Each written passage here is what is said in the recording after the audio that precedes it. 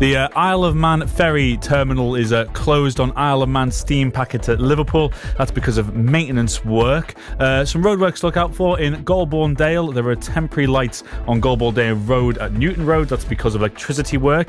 In Cuddington, there are temporary lights on Warrington Road between Marl Close and Glebe Road. That's because of work on telecoms cables. In Morton, there are temporary lights on Pasture Road at Old Maryland Lane. That's because of water main work. And in Burscough, there are temporary lights on Liverpool Road South at Springfield Close. That's because of water main work. Kevin Duala. Happy weekend, folks. I'll be back Monday morning to do it all again. So what have we got for you? Well, we'll have our pub quiz. Which language does prima facie come from? Is it Latin or is it French? Back to the music. That's probably the easiest one we've done. No, it's not. Of course it is. We'll be getting stuck in the middle when me and the gang look at the papers. In the Times this morning, AI will help people ask Alexa even more. Some of the questions here I've got a bit of an issue with. Alexa, did the dog go out yesterday? Have a think about what happened yesterday and did you take the dog out or not? All that and more Monday morning from 6. BBC Radio Merseyside. So just under now 10 minutes until kick-off at Hill Dickinson Stadium. We're back with Mike Hughes and Alan Stubbs very shortly. But just quickly on James Garner. He got his first senior England call-up in the week. Very well deserved indeed. Thomas Tuchel praised the England man for the ability to play right back, left back, number 8 and number 6.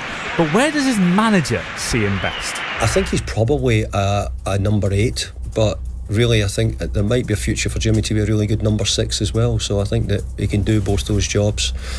He's done brilliantly well and he's had to fill in at fullback when we've had suspensions or injuries. So I think the modern day footballer nowadays probably has to be a little bit more flexible than maybe in the past. I think maybe just being able to do one role might have been fine, but I think the players of this era, this generation, are expected to be able to play in different roles. Jimmy's been great, done it great. Fully warrants his call. Now, Stubbsy, I think it's fair to say you're more concerned about what James Garner does with an Everton shirt as opposed to an England shirt. But just on that call, he's been fantastic. I know it's an expanded squad, but he thoroughly deserves it, doesn't he? Oh, he certainly does. He's been nothing short of absolutely top draw this season for Everton. You know, he is, for me, he's proved to be Everton's main man. You know, and I think he's grew into the Everton jersey. I think he's grew in. I think with the likes of Jack Grealish and a Kieran Dewsbury Hall, I honestly think it's took his game to a real another level. You know, I think he's looked at them and he's thought, I need to roll my sleeves up here because I want to be the main man and I want to be as good as them, if not better.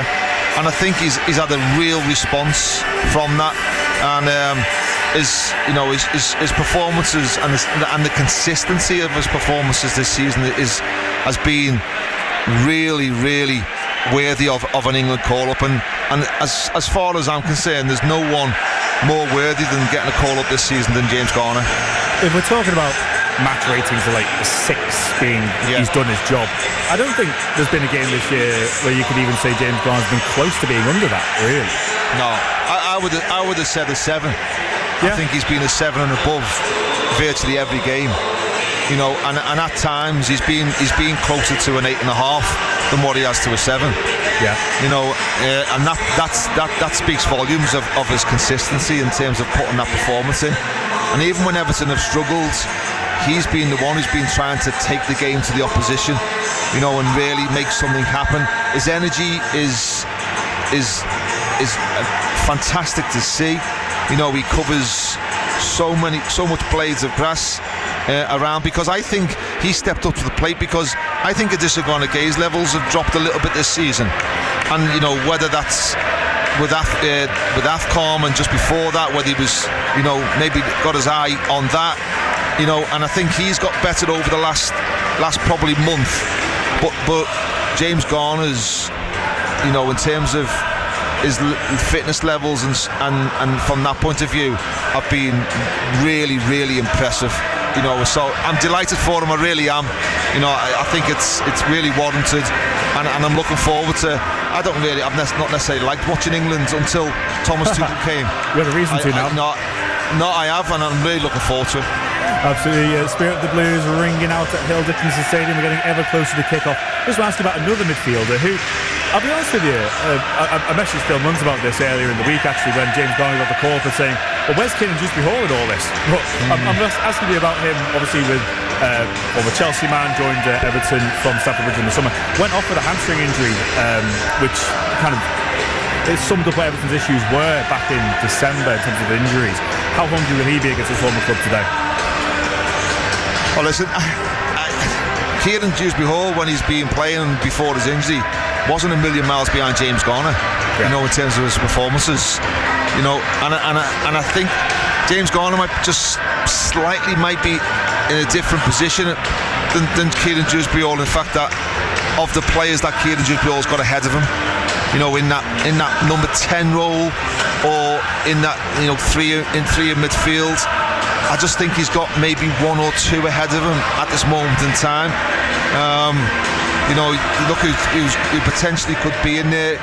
He looks at Jude Bellingham, Cole Palmer, Foden. If he's there, you know. Who are they? I know. And to be fair, Foden's probably under pressure as much as anybody because he's not really played. But yeah, you know, Kieran Dewsbury Hall, from an Everton point of view, just needs to keep doing what he's been doing. You know, the injury was a blow, but you know, he's not. I don't think he's a million miles away from getting a call up. No, absolutely. Rumours that he turned down Ireland as well, of course, to try and get in that England squad. But regardless, him and James Garner be very much looking to get the Blues a big 3 points in the hunt for European football today. We're going to head straight over to Hill Dickinson then. Former Everton captain Alan Stubbs and Mike Hughes. Take it away, Mike. Here comes the pre-match music. It's the wailing sirens, and very soon you'll hear the drum beat that tells you Johnny Todd and Z Cars and Everton are on their way. Away to our right-hand side, a massive show from the Everton flag bearers. I think it's another 1878. Certainly it's Everton in the Community Day. And Everton in the Community match. A huge roar greets the Blues as they're led out by James Tarkowski. And a chance for Everton to put their best foot forward in a manner that they haven't done often enough here at Hill Dickinson Stadium this season. Certainly in terms of the way it's worked out results-wise. Chelsea, we know how very good that they can be, but they've just had a difficult run of results, hammered twice by PSG, who we know are an exceptional footballing team, but they lost at home to Newcastle as well recently. Everton line up with Jordan Pickford in goal. Boos for Chelsea from the Everton fans and boos for the Premier League anthem because of what happened with regard to the ruling this week. A paltry, a meagre £10.5 million fine going Chelsea's way, and a suspended sentence with the purchase of senior players. That was the punishment meted out for a whole list of misdemeanors. When you compare to the points deduction Everton got, no wonder that the Everton fans are disappointed. But the Blues line up with Jordan Pickford in goal, Jake O'Brien, James Tarkowski returns, Michael Keane and Vitaly Mikolenko the back four and keeper, Garner and Garner Gay in the deeper line midfield positions, Dwight McNeil, Kieran Dewsbury Hall, Iliman Ajayi and Beto. On the bench, Travers, Patterson, Barry, Dibbling, Coleman, Branthwaite, Roll, Eric Boonham and Armstrong. Chelsea, Robert Sanchez in goal, a back four of Malo Gusto, Wesley Fofana, Jarell Hato and Marco Correa, Moises Caicedo and Romeo Lavia, the deeper line midfielders, Pedro Neto, Cole Palmer in the wider positions in that Chelsea midfield that do play quite narrow. Enzo as a number 10, Joao Pedro leads the line. Their subs, Teddy Sharman Lowe, the goalkeeping replacement, Josh Ashrampong, Tosin Adarabioyo, Mamadou Sarr, Dario Asiugo, Andre Santos, Esteval, Alejandro Garnacho and Liam Delap. Referee Sam Barrett. Everton, royal blue shirts, white shorts and blue socks. Chelsea, white shirts, green shorts, white socks, and a proper atmosphere here at Hill Dickinson Stadium, Stubbsy. Yeah, I've just took one of my cans off my ears just to sample it. It's noisy in here tonight. I think the Everton fans are ready for a big result. Here's Chelsea with this daft circle that they're doing again in the right by the referees. They just haven't got a referee in the middle of it this week, and they're not even protecting the ball tonight. No, they're not. No. So I don't know what it's for. I don't know what it's designed for. I don't get it. But listen. Let's listen to this.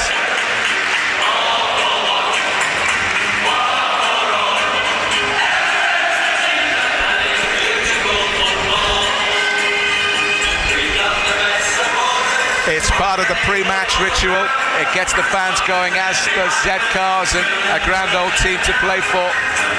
We've had all the songs, the atmosphere building. It's Chelsea to kick off, playing from left to right. Cole Palmer will get us going. Everton have got to show the defensive resolve that we know that they have. They've got to show a creative edge that will give them the opportunity to get amongst the goals as well. The referee, Mr. Barrett, has a quick glance down at his watch, blows the first whistle. Cole Palmer with the first touch of the ball. Back it goes to Robert Sanchez, just beyond his D, right-footed clearance downfield. Michael Keane underneath it. He loses out to João Pedro, though. Good covering there from Everton's James Garner. Garner works the ball upfield towards Beto. Beto gave it away but gets it back, and Everton powering forward with Beto just helps it on to Dwight McNeil. McNeil in towards the edge of the penalty area. Beto makes a run forward, just about manages to keep it in play down by the byline. O'Neill thinks about a cross, has to work it back instead to O'Brien, and then O'Brien tries to get past Pedro Neto out on that right hand side, works it back there to Garner. Garner for Idrissa Gana Gueye. Bit haphazard with his first touch, but manages to tuck it out towards the right-hand side for McNeil. Idrissa Gana Gueye takes over. James Garner, 10 yards inside the Chelsea half. Central area, finds Keane and Dewsbury Hall. Mikalenko forward ball for Iliman Ndiaye, just slipped at the vital moment. A real shame. The ball cannons off him, and Chelsea have a throw-in. Yeah, bright start from Everton. They win the ball back, and then they work it up the field. Leads to Dwight McNeil on the right hand side, and then they keep the ball. But it's a bright start. It's lively out there. There's a good atmosphere within the stadium. Everton are going to have to play really well today, because I do think this Chelsea team, it's a talented team. It can be inconsistent, but they've got some real good players. They're in possession now, and Everton trying to close down Wesley Fofana and really putting Chelsea under pressure with Romeo Lavia, and Chelsea go back with Fofana to the goalkeeper, work it out to the left hand side to Cucurella eventually. Upfield it comes to Neto, who started off on the left with Palmer on the right. Cucurella in the end goes back to his goalkeeper. I think if Everton are going to get a result tonight, mate, I think they've got to do what they're doing now and really try and got to press. Yeah, they've got to really put Chelsea under pressure, because if it becomes a football game and Chelsea start dictating the pace of it, I think there's only one winner there. Yeah, Everton can't let Chelsea establish any sense of a footballing rhythm. No, they can't let Chelsea get a foothold in the game and dictate the tempo of by how they want to play. Because they've got some really talented footballers. They interlink well. They move into dangerous positions. Everton have got to really get up and at them, get their fans on the side. Chelsea have got a free kick for a foul. They end up working the ball back from inside the Everton half, back inside their own half, and then it's given away there by Caicedo to Dwight McNeil inside the centre circle, pushes it out left of centre for Vitaly Mikalenko, looks for options. The shortest one is the one he picks. That's James Garner. Garner has a look up, then looks back and turns it into the path of his goalkeeper Jordan Pickford. Exchanges passes with James Tarkowski back in the Everton lineup after missing the game at Arsenal. Long ball out to the left. Fortuitous bounce there for Malo Gusto. Ends up putting the ball out of play. Everton throw in. The Everton fans making a real kicked in to get behind their team. 3 minutes gone, 0-0. Good start from the Blues, particularly that opening passage of play straight from the kickoff. It almost saw them create a chance, but in the end it wasn't to be. But they've looked hungry and competitive in the early stages. The ball's with Tarkowski deep inside his own half. Long ball forward is far too straight, and it's easily collected by Robert Sanchez, the Chelsea goalkeeper. Then Everton win it high up the pitch again. Keenan Dewsbury Hall in towards the edge of the penalty area. Didn't manage to have a crack at goal. Chelsea only get it partially cleared. Garner, left edge of the penalty area, finds Iliman Ndiaye. Iliman Ndiaye for James Garner, who actually won possession for Everton as Chelsea tried to build from the back, but Everton couldn't have a crack at goal. Keenan Dewsbury Hall worked himself in towards the penalty area. Iliman Ndiaye linking up with Mikalenko. Mikalenko, slightly unsure of what to do, finds Iliman Ndiaye, pulls it back, but Chelsea just had enough in terms of bodies in those spaces to get the ball out of harm's way, and Chelsea with Malo Gusto go back to the goalkeeper again. Everton close to building a good chance. Nearly 5 minutes gone, 0-0. Yeah, it was good play from Kieran Dewsbury Hall. He read the pass into midfield, stepped in front and then drove forward, and if anything, just at the very last second, I think he wanted to play it, and then the Chelsea player just made a slight movement that he thought he was going to intercept, and in the end Everton had another couple of passes, but it didn't really come to anything. That's what Everton have got to do. They've got to set traps, and when it's right, they've got to look to go and press and put Chelsea under pressure, because I'd like to see Beto pull on one of the two centre-halves and all, because I think Beto could bully them as well, because they don't look the most dominant two centre-halves. They want to be nice, they want to get on the ball, they want it to be comfortable for them. There's one of them in action there. Wesley Fofana on halfway, turns back to pick out Robert Sanchez. Sanchez short to Jorel Hato. Here's Caicedo powering forward midway inside the Everton half. The ball goes to the left-hand side for Neto. Level with the penalty spot, pulls it back to Cucurella. Now Caicedo, 35 yards out, right-footed shot, drags it well wide of the target. Everton had 5 players, 6, 7 back behind the ball, plus the goalkeeper. But Caicedo, on occasions from those sort of distances, can set them up nicely. He scored some spectacular long-range efforts, hasn't he? He has, thankfully, on that occasion. He just drags it to the right-hand side of Jordan Pickford's goal. Chelsea work it across the left-hand side with Neto initially. Comes inside to Cucurella, who plays the ball into Caicedo, and he drags his shot. It looked optimistic, when it proved to be. Didn't get his connection right at all. Chelsea end up working the ball back to Sanchez, who out towards the right back position. Fofana long downfield, headed forward by Michael Keane. Back to Fofana, who heads it forward. Back to Keane, who heads it forward. Nicely controlled on the chest by Keane and Dewsbury Hall. Short ball to the left-hand side, controlled there by Iliman Ndiaye. James Garner back to Mikalenko. Mikalenko to Keane across the defensive line. Square ball to Tarkowski. Back with Michael Keane. Keane short pass there to the left to Mikalenko. Keane again. 7 minutes gone. 0-0. Back to Pickford on the edge of his penalty area. The ball on his left foot. Short ball to pick out Tarkowski. Clips it forward towards the run of Beto.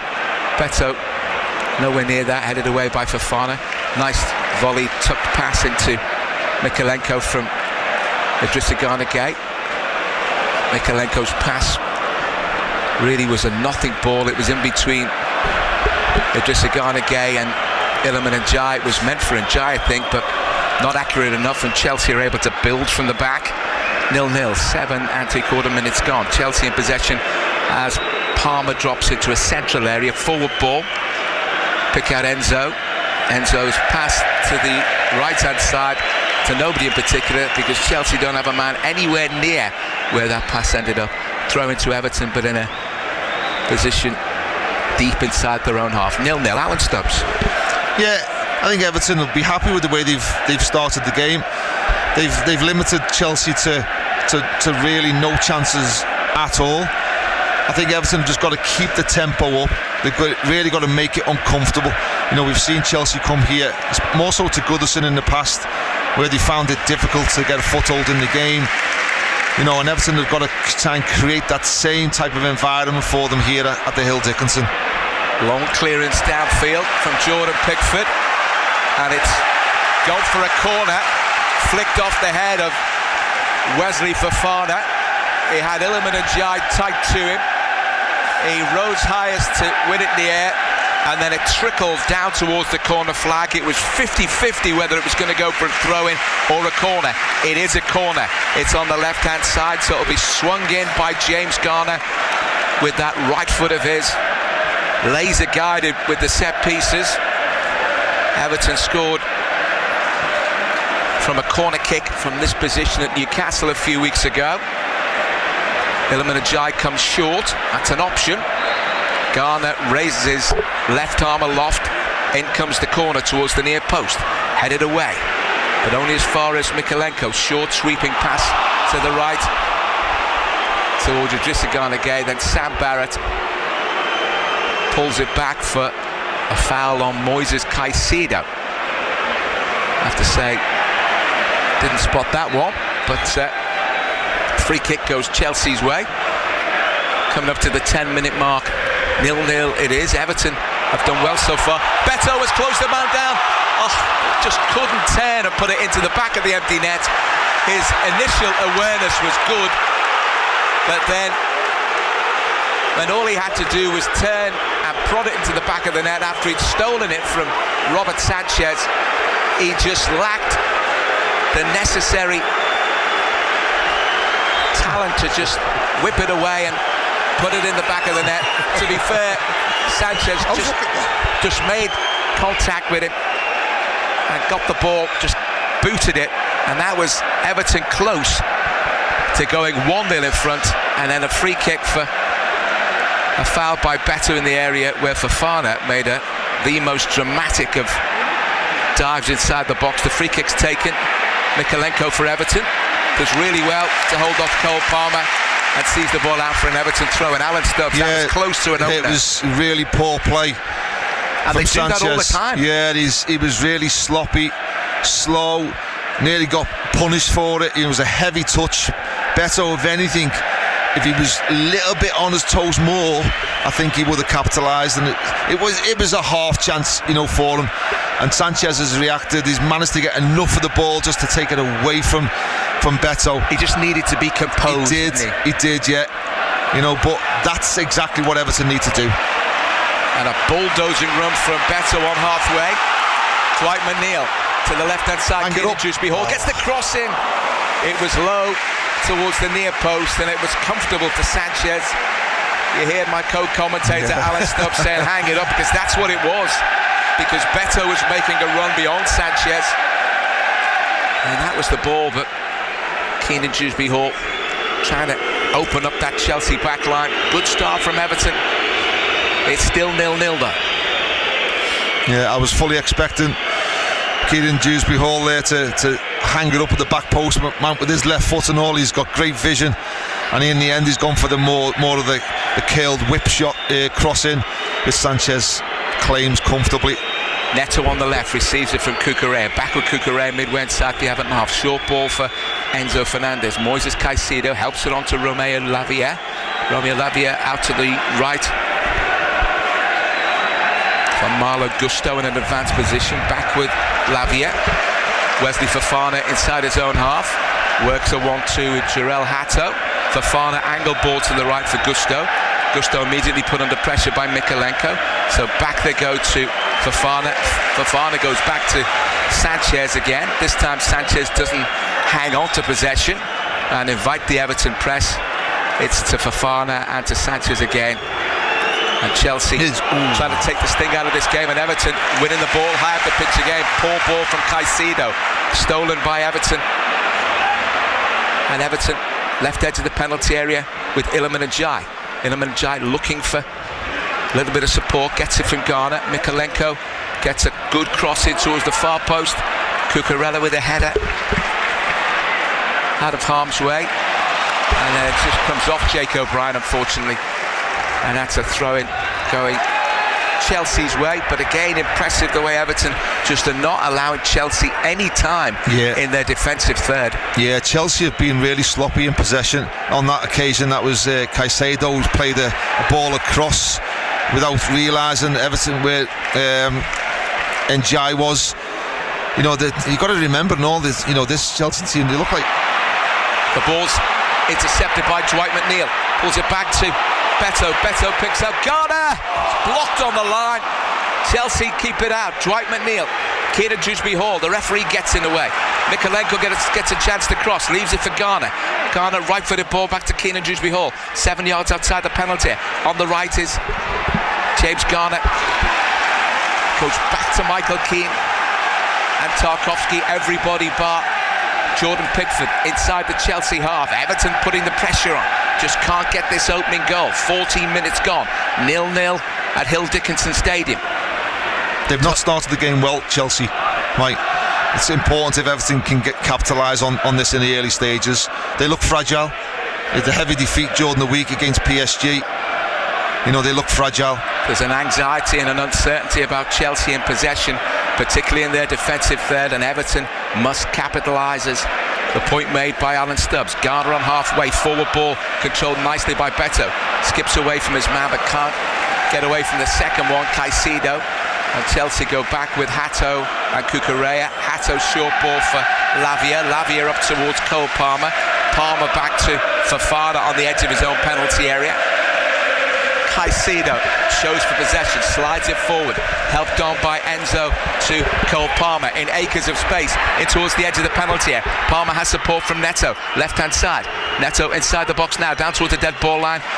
Came off Jake O'Brien and then it came back off Pedro Neto. Bit of good fortune for Everton that was earned there by a solid, determined defensive approach from Jake O'Brien, and Everton have themselves a goal kick. Everton can't allow Cole Palmer to have the acres of space to run with the ball there. Yeah, that was Chelsea doing what they're good at. You know, good link-up play that set Cole Palmer free into acres of space, and he's running right at the Everton back line. You know, the ball goes wide to Neto. And to be honest, it was good play by Jake O'Brien. He stood Neto up, slowed him down. Neto's gone to shape to his left, to cut it across the box, and Jake O'Brien gets a really good block on it and gets the fortune of the ricochet for the Everton goal kick.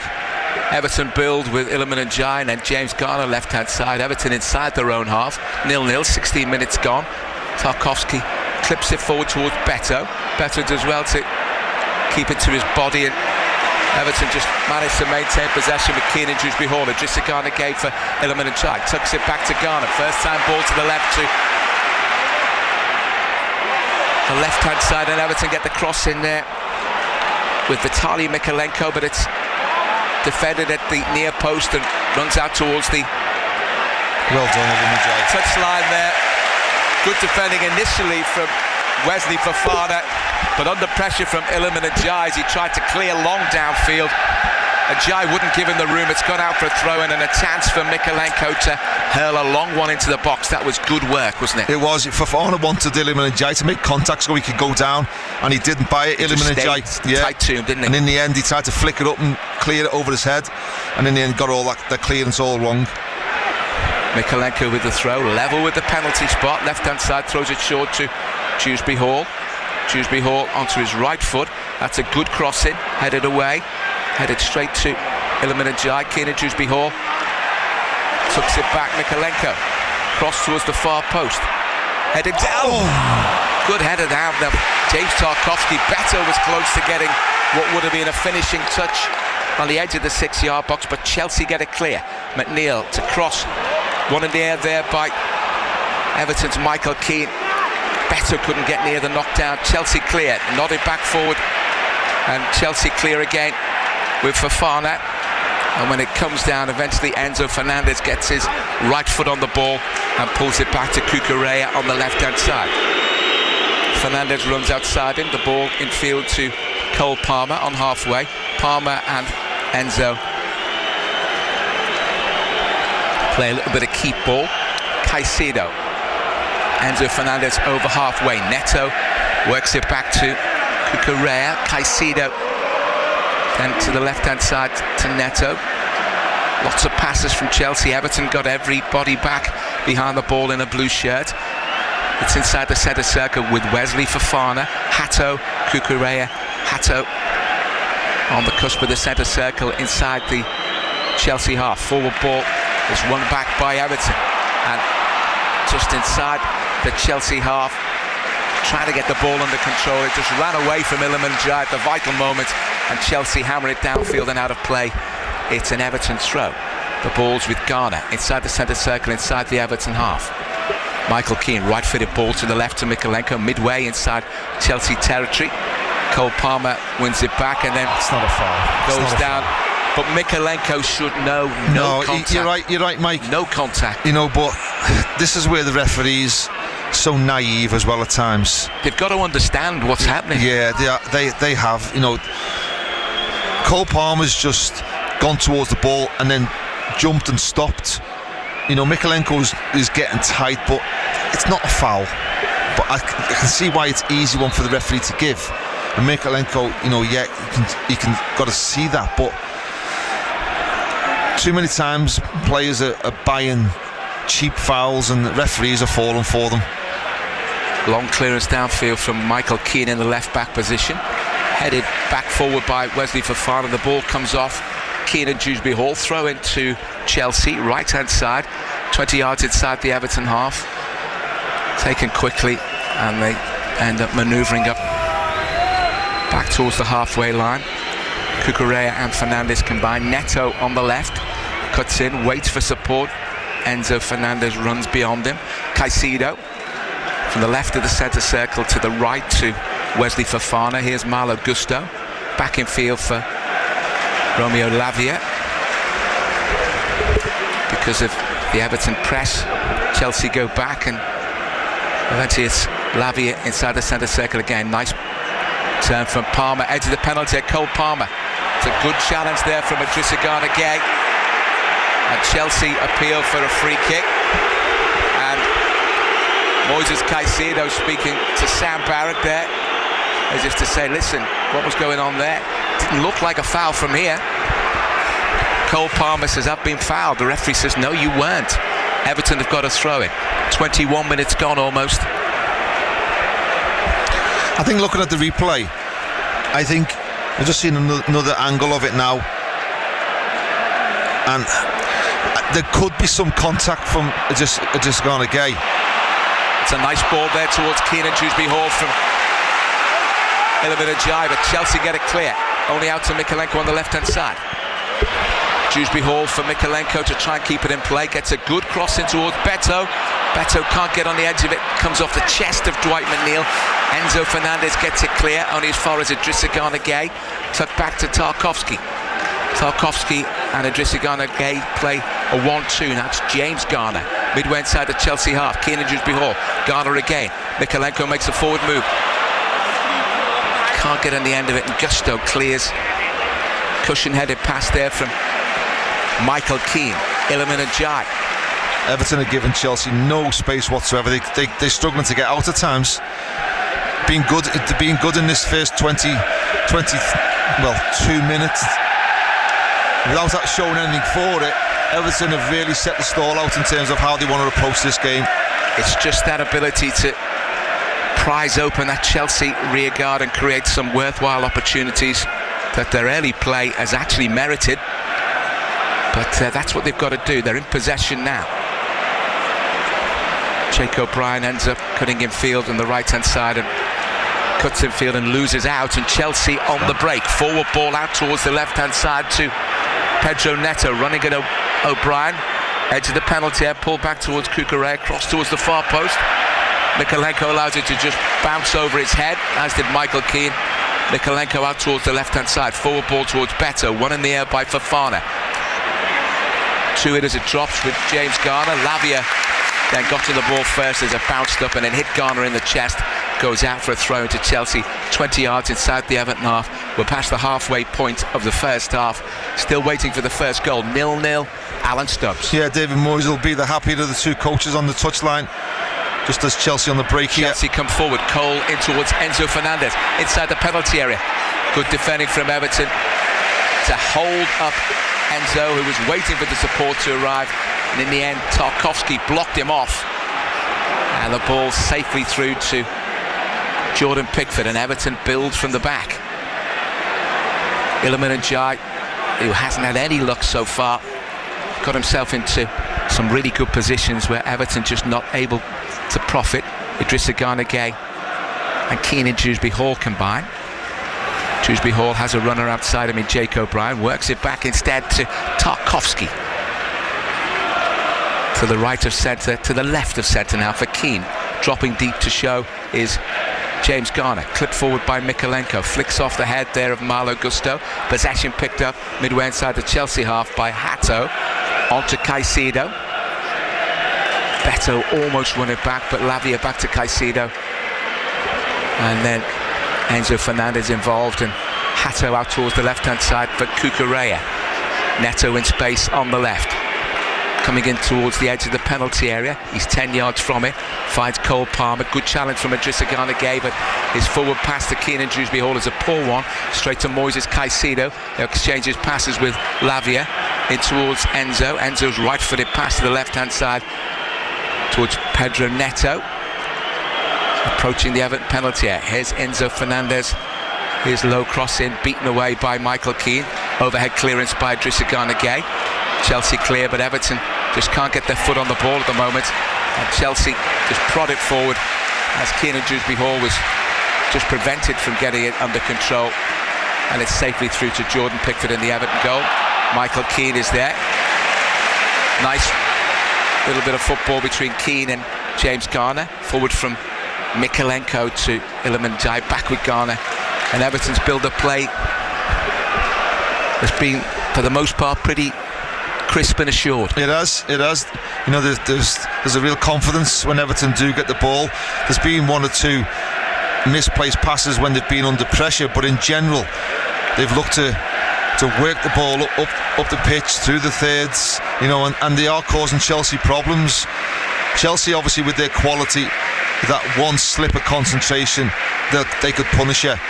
But I think if Everton get this first goal, and obviously it's if at the moment, you know, I think Chelsea there for the taking.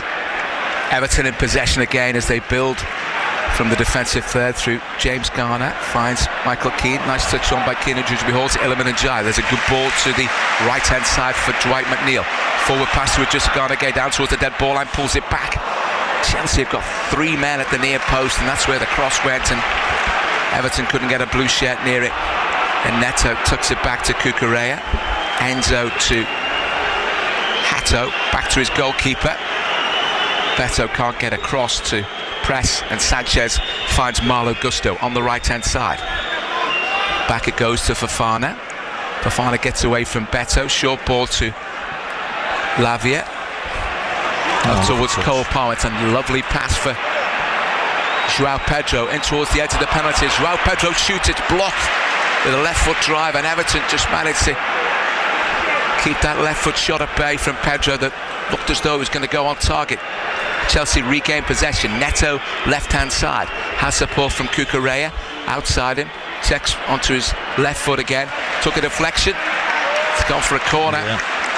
I think if Everton would have been slightly more alert, they could have possibly kept that from going behind. Yeah, I think it just ran away from Jake O'Brien at the end. Just seemed one of them ones where it gathered pace and ran away As from it him. moved on, yeah. But just a little sign there of Chelsea when they do look to break. Lovely little touch from Cole Palmer into João Pedro, who broke forward, and I actually do think his shot Jordan Pickford was going to save, but it got a slight deflection. Corner left hand side, swung deep towards the far post. Good header from Jake O'Brien to take it out of harm's way. It was a lovely swinging corner from the left hand side from Enzo. It's out of play for a throw-in to Chelsea. 27 3/4 minutes gone. Total Sport Saturday, third commentary of the day. We started off with Liverpool at Brighton, 2-1 defeat for the Reds. Then Warrington Wolves hammered Castleford, and it's 0-0 so far. Everton and Chelsea in possession. Enzo's right-footed ball for the left for Pedro Neto. Back with Enzo, then Lavia's decent pass for Caicedo. In comes the cross Tarkowski takes no chances, just on the edge of his 6-yard box, and decides to head it behind for another Chelsea corner. So Everton need to keep their discipline and defensive wits about them. Yeah, I think there's a couple of groans when he's done that. I don't know whether Jake O'Brien could have given him an earlier shout to leave it, because he had Cucurella behind him, but he had him covered. And I think if Jake O'Brien would have given him a shout, Tarkowski could have left that. Corner for Chelsea on the left, and Enzo is going to take again. In it comes towards the near post. Everton managed to get it clear, then might break for Cucurella, shoots, it's blocked again. Chelsea with loads of bodies inside the penalty area, given away by Beto. Driven shot is blocked again. Everton just can't get it clear. Cucurella in towards Pedro Neto. Neto for Enzo. Enzo's shot is saved by Pickford at the second attempt. Well, it was everybody back behind the ball and some desperate attempts to clear. But Beto's with the best chance to do that, and he didn't manage to do so. Long clearance downfield. And Chelsea build again. Everton under some concerted pressure for the first time in the game, really. Out towards the left-hand side it goes for Neto. Cole Palmer can't get on it. James Garner for Everton. Short ball for Dwight McNeil. Everton haven't really been able to find McNeil in any areas of space, but McNeil has it now from Tarkowski. Forward ball comes off Cucurella from Jake O'Brien's pass, and Everton have themselves a throw-in. They just can't allow Chelsea in those positions to have so many men in areas to receive the ball. No, they certainly got their quality in the final third. There's no doubt about that. You know, midfield and the forward areas. You've got to be careful of that. Everton, I think one thing Everton have got to do when they do win the ball back, they've got to not be in a rush to get it forward, and then sometimes as a result of that they can give the ball away a little bit too cheaply, and then Chelsea then come back at you. Just do what they've just done before. You know, if it's not on, have the confidence just to keep the passes and come out, play backwards, come out the other side. Chelsea with Caicedo up towards halfway inside the Everton half almost, but decides to tuck it back to Fofana. Fofana for Jarell Hato. Cucurella left hand side, left-footed ball for Neto, who's looked a threat so far for Chelsea. Cucurella combines there with Lavia. Hato for Caicedo inside the centre circle. Short ball for Hato again. Angle pass for Enzo, tries to turn away from Garner. Garner with a slight challenge, tucks it away from him, but only momentarily, as Chelsea with Gusto and Fernandes combining infield to Lavia. Then Cole Palmer goes back to Caicedo. Neto combining with Cucurella, that was the plan. Good defending from Jake O'Brien. Dwight McNeil for Beto, midway inside his own half. Turns and then picked out the wrong pass. Was looking for McNeil, only found Cucurella. Caicedo for Chelsea. Enzo and Caicedo, then Lavia's right-footed ball for the left to find Neto in space. He's always hugging the touchline and drifting in dangerously with the ball to try and open up that Everton backline. Chelsea in possession with Caicedo. Fofana combining there with Enzo Fernandez. Forward ball towards Lavia. Lavia still has the ball at his feet, gets away from Garner. Right-hand side, right edge of the penalty area. Marlo Gusto on his left foot. They took a deflection off Mikalenko. Keenan Dewsbury-Hall finds Mikalenko on the left-hand side. Forward ball to give Beto something to chase after. Put out of play by Fofana. And Everton have the throw-in. Yeah, really good from Beto there. He was second favourite all the time there until literally the touch from Fofana. You know, when he's played it onto Fofana's foot for an Everton throw-in. You know, really good, unselfish play there from Beto. Everton take the throw-in and eventually work it out towards Jake O'Brien. 15 yards short of halfway, right-hand side. Goes back end field for Tarkowski. 32 and 3/4 minutes gone. Total Sports Saturday. Everton 0, Chelsea 0. Keenan Dewsbury-Hall for James Garner. Forward ball for Beto. Beto digs it over the goalkeeper. Beto gives Everton the lead. Get on! With a lovely, delicate right foot finish. It was a slide rule pass that opened up the Chelsea back line. Beto saw the opportunity to pounce on it, and as the keeper came out, He just chipped it over him and into the back of the net. It seemed all too simple in terms of its architecture. It was a precise and simple finish. Beto, who really has been in good form the last 3 or 4 matches in terms of his endeavour and his hold-up play, has got another goal as a reward tonight. Everton opened the scoring at Hill Dickinson Stadium. Everton 1, Chelsea 0. The goal scorer, it's Beto. Beto. Oh, it's a great ball from James Garner. Plays it down the side of Fofana. Beto runs onto it, and it's a wonderful little dink over Sanchez, who comes rushing out in no man's land, really. It's a difficult finish, and he's made it look really, really good. It's a wonderful finish from Beto. Nothing that Everton don't deserve in the first 4 minutes. You know, they've really took the game to Chelsea, and that's the reward that their players has warranted in the first half. Chelsea go long downfield. Clearance from Mikolenko towards Beto, who can't get there. No time to have a rest now, son, just because you've scored. Should have been a bit more eager in his movement there. Chelsea with Enzo receives the ball from Cucurella. 6 or 7 yards inside Everton territory. Works the ball back to Caicedo. Caicedo links up with Jarell Hato. Hato inside the Everton half. Short ball to Enzo again. Chelsea trying to get away from that Everton press. And that was a foul, was it? The referee waves play on as Chelsea come forward with Cole Palmer. Palmer in towards the edge of the penalty. Forward ball out towards the left-hand side, at the right-hand side. In came the low cross there from Malo Gusto. And it's just deflected behind for a Chelsea corner.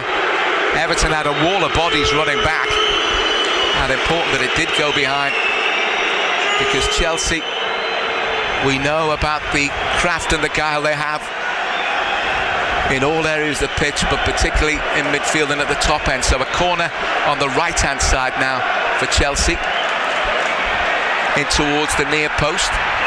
Everton, what a fantastic stop there from Jordan Pickford.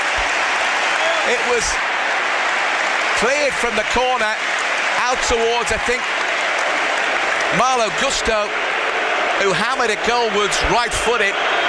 Jordan Pickford, right through a crowd of players, just managed to get a right arm on it, a right hand to tip it over the bar. Chelsea have got a corner left-hand side now, and it comes towards the near post.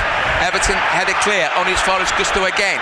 Inside the boxes, Caicedo tucks it back to the edge of the penalty area. Enzo Fernandez for Gusto. Caicedo. Chelsea applying the pressure and coming close to an equaliser. Marvellous save there from Pickford. Here's Neto with the cross towards the far post. And it's headed behind by Lavia, with João Pedro in a better position, really, coming in from a better angle. But Everton withstanding some mighty pressure on their goal, and that was okay. It might have been in the league of the save that it produced at Newcastle just a couple of weeks ago, but the right foot shot, it was actually from Enzo Fernandez that was tipped over. Fabulous save from Everton's Jordan Pickford. Enzo Fernandez with the shot, and Chelsea win possession as Idrissa Gana Gueye is caught in possession. Chelsea with Neto, left edge of the penalty area, through the legs of Keenan Dewsbury-Hall. Cleared by James Garner. They can't afford to do what Idrissa Gana Gueye's just done. No, Idrissa Gana Gueye gets caught, and in a flash Chelsea are onto him, and they're breaking forward and gets the Neto, and in the end Everton get a chance to get bodies back. Gusto with a cross from the right-hand side. It's blocked. Comes back off Gusto, I think, did it? No, it was blocked by Mikolenko, and it's a Chelsea throw-in. Level with the penalty spot, right-hand side. Everton lead 1-0. Beto with a cleverly chipped finish. A lovely through pass from James Garner. Chelsea in possession from the throw-in. Caicedo helped on by Jarell Hato for Cucurella in a central position. Wesley Fofana for Lavia. Fofana again on halfway. See, Everton can't allow Chelsea to dominate possession in the way that they're currently doing, even though they have established a one-goal advantage. Gusto on the right-hand side. Chelsea go back. Beto closes down. Fofana sweeps it inside the centre circle. Chelsea maintain possession. Enzo tries to run away from Dwight McNeil. Gusto on the right-hand side tucks it back to Fofana. Forward ball from Jarell Hato to Caicedo. Here's Enzo. Support outside him from Cucurella. Cole Palmer inside the penalty area. Good defending from Idrissa Gana Gueye. And then clearance completed by James Garner. And Chelsea win the header on the touchline. Beto's hurt himself. Yeah, he has. I think he's been, in terms of that, a bit of a collision over on that right touchline. As the ball bounced awkwardly, Beto rose to try and... I think I don't know whether when he was going up, I don't know whether was it. It's not for Farmer. It's Hato. Might have been Jarell Hato. Yeah, Hato. I think he's done where his hand caught him in the face initially. Yeah, I think he might have been caught by a flailing whether it's arm. in his eye or something. You know, I think he'll be fine. As we see him getting to his feet now. Yeah, it was just a flailing hand in his face. He's okay. He's up again. Just seeing the replay of the goal again. It's a fantastic ball by James Garner. You know, as a defender, there you kill a passes. Well, it's in between. Difficult. Yeah. It's in between the central defender and the fullback, isn't it? Chelsea uncontested drop ball as play restarts. Then midway inside the Everton half. Everton down to 10 men with Beto still off the field. He's about to come back on again. Caicedo for Chelsea. Everton win it back, and then Keenan Dewsbury Hall worked himself into difficult position, but Everton win the ball back. Keenan Dewsbury Hall was on hand to get Everton back in possession. The ball swung out towards the right-hand side from the left from Mikalenko for McNeil, but it's gone out of play. Almost 41 minutes gone. Everton lead by a goal to nil. Beto with the goal. Chelsea in possession. Over halfway. Ball's given away to Iliman Ndiaye. Left-hand side, Keenan Dewsbury Hall motoring forward in space. Everton haven't got enough blue shirts forward though, so Keenan Dewsbury Hall holds it up. Support offered now by James Garner. Garner makes a direct run, gets a low cross towards the near post. It's cleared. Might just go for a corner. In fact, it's gone for a throw-in. Right down by the corner quadrant. They couldn't get the blue shirts forward quick enough, could they? No, they just had to pause and wait for the blue jerseys to get forward, and unfortunately, I'm just getting asked what do you want to drink by one of the supporters. You know, it was in a come to nothing in the end. Just like to thank that supporter anyway for asking me do they want a cup of coffee. Very kind of you. Didn't ask me. Mikalenko's going to try another long throw in from just by the corner flag, and it comes punched away there by Robert Sanchez. Everton will take that. It's a corner kick on the left-hand side. James Garner's going to take it. You've got to fancy Everton from one of these set pieces. If James Garner can get it right on the money. Well, I wonder. James Garner's just James Tarkovsky's just come across. I wonder whether Tarkovsky's going to make the run that Branthwaite made at Newcastle. Yeah. Towards the near post. James O'Brien's on the near post, and Cucurella's short corner taken, and then it's crossed in by Keenan Dewsbury Hall, headed away on the edge of the box. It's always disappointing when that happens, but the throw-in's taken quickly. Iliman Ndiaye left-hand side keeps the ball tight to his body, then put out of play there by Jarell Hato. Training ground corner that, Mike, that didn't come off. Yeah, unfortunately. Throw-in on the left, level with the edge of the penalty area, taken by Mikalenko. Back Everton go almost to halfway to Jake O'Brien. And from the right of the centre circle to the left for Michael Keane. Tarkovsky back in the middle of the defenders, and a nice turn there from Iliman Ndiaye. Gets away from Jarell Hato, cross towards the near post. It's cleared. But Everton are going to try and get it back into the danger area. Chelsea clear up towards halfway, towards Cole Palmer. Tarkowski's there first, and he's going to go back, is he, to Jordan Pickford. Just the final ball has not been able to... Yeah, just on that occasion as well, Mike. Kieran Dewsbury Hall was wanting to slid into him, and he was in. He was just... He's in a good position. Yeah, he was. He was in run. between the two centre-backs again. Oh, sorry, in between us, Fofana down this channel. Forward ball towards Idrissa Gana Gueye almost opens up the Chelsea back line, but Chelsea clear, and Everton go back to the goalkeeper through Michael Keane. Short ball from Pickford to Tarkowski in the right back position towards Beto. Good header down from Beto, but didn't find its target. In fact, it's straight to Caicedo. Short ball to Enzo Fernandez. 44 minutes gone. Chelsea in possession. Everton lead 1-0. Caicedo for Cucurella. The runner outside, of course, on the left is Pedro Neto. In possession now. Works it back to Cucurella. Further back to Caicedo. Chelsea have got every player bar the goalkeeper inside the Everton half. Forward it comes Enzo Fernandez. Back for Caicedo. All the blue shirts back behind the ball. Hato's pass for Neto on the left. Back with Hato. Enzo takes over the left of centre, midway inside the Everton half. Back with Jarell Hato. Neto in a more central area. Hato finds Fofana inside the centre circle, inside the Everton half. Cole Palmer drops deep. Runs in field from the right of centre to a more central area. Palmer has a wand of a left foot, of course, we know. It's a short pass with his left foot to Jarell Hato. Enzo Fernandez. 2 minutes to add on. We're into the 2 now.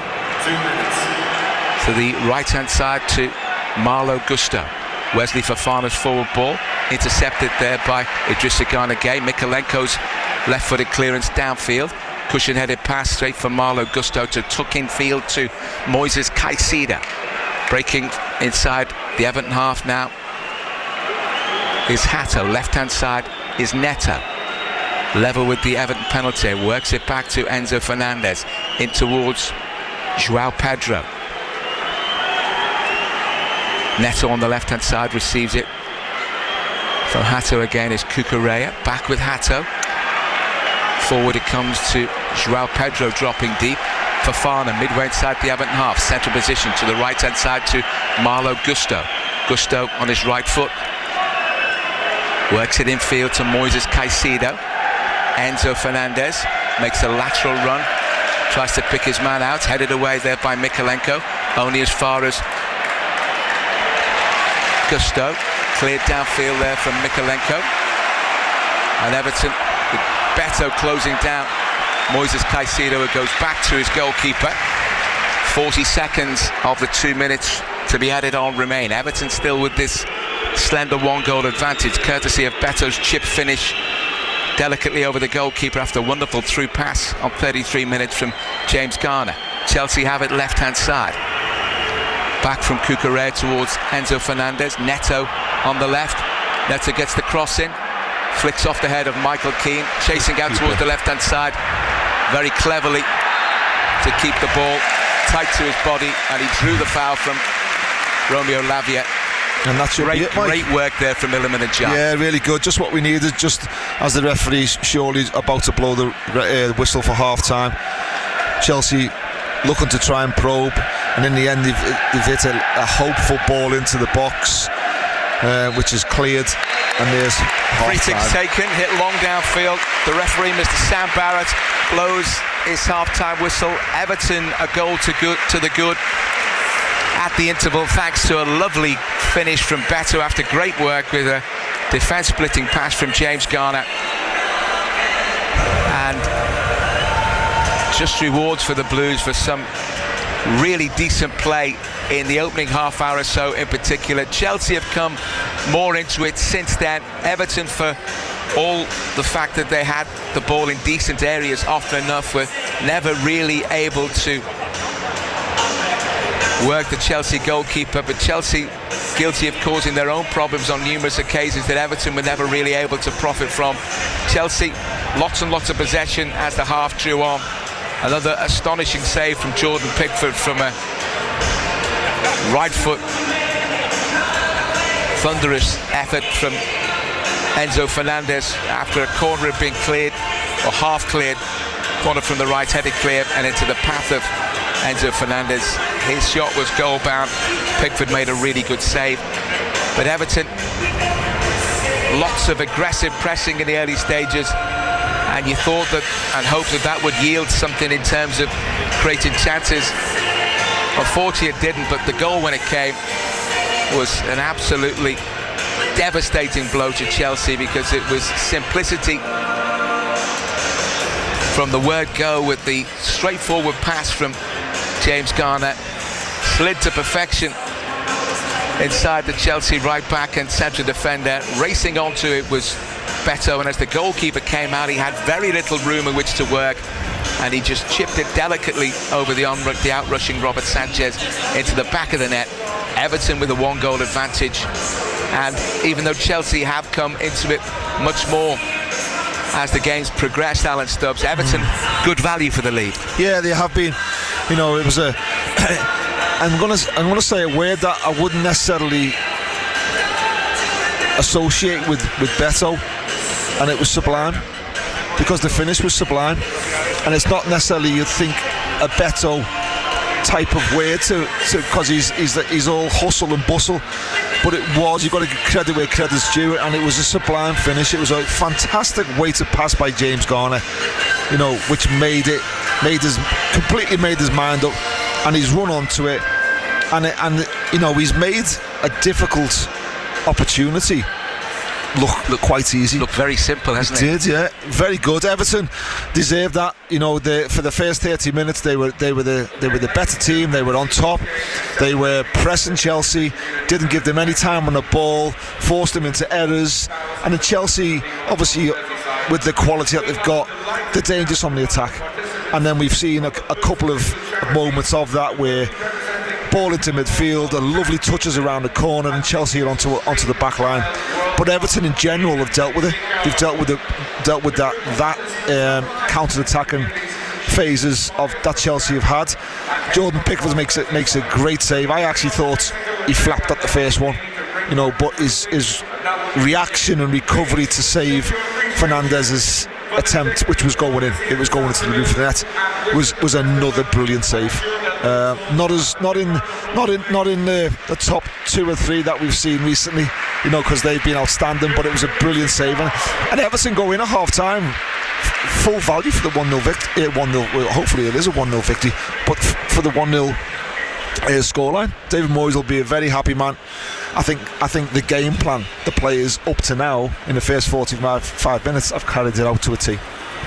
Yeah, really decent from Everton in the first half here at Hill Dickinson Stadium. They still have an awful lot to do, though, to get the 3 points. If they can win tonight, this could be the big victory that they've been searching for at their new stadium, that could give them a bit of lift-off for what remains of the season.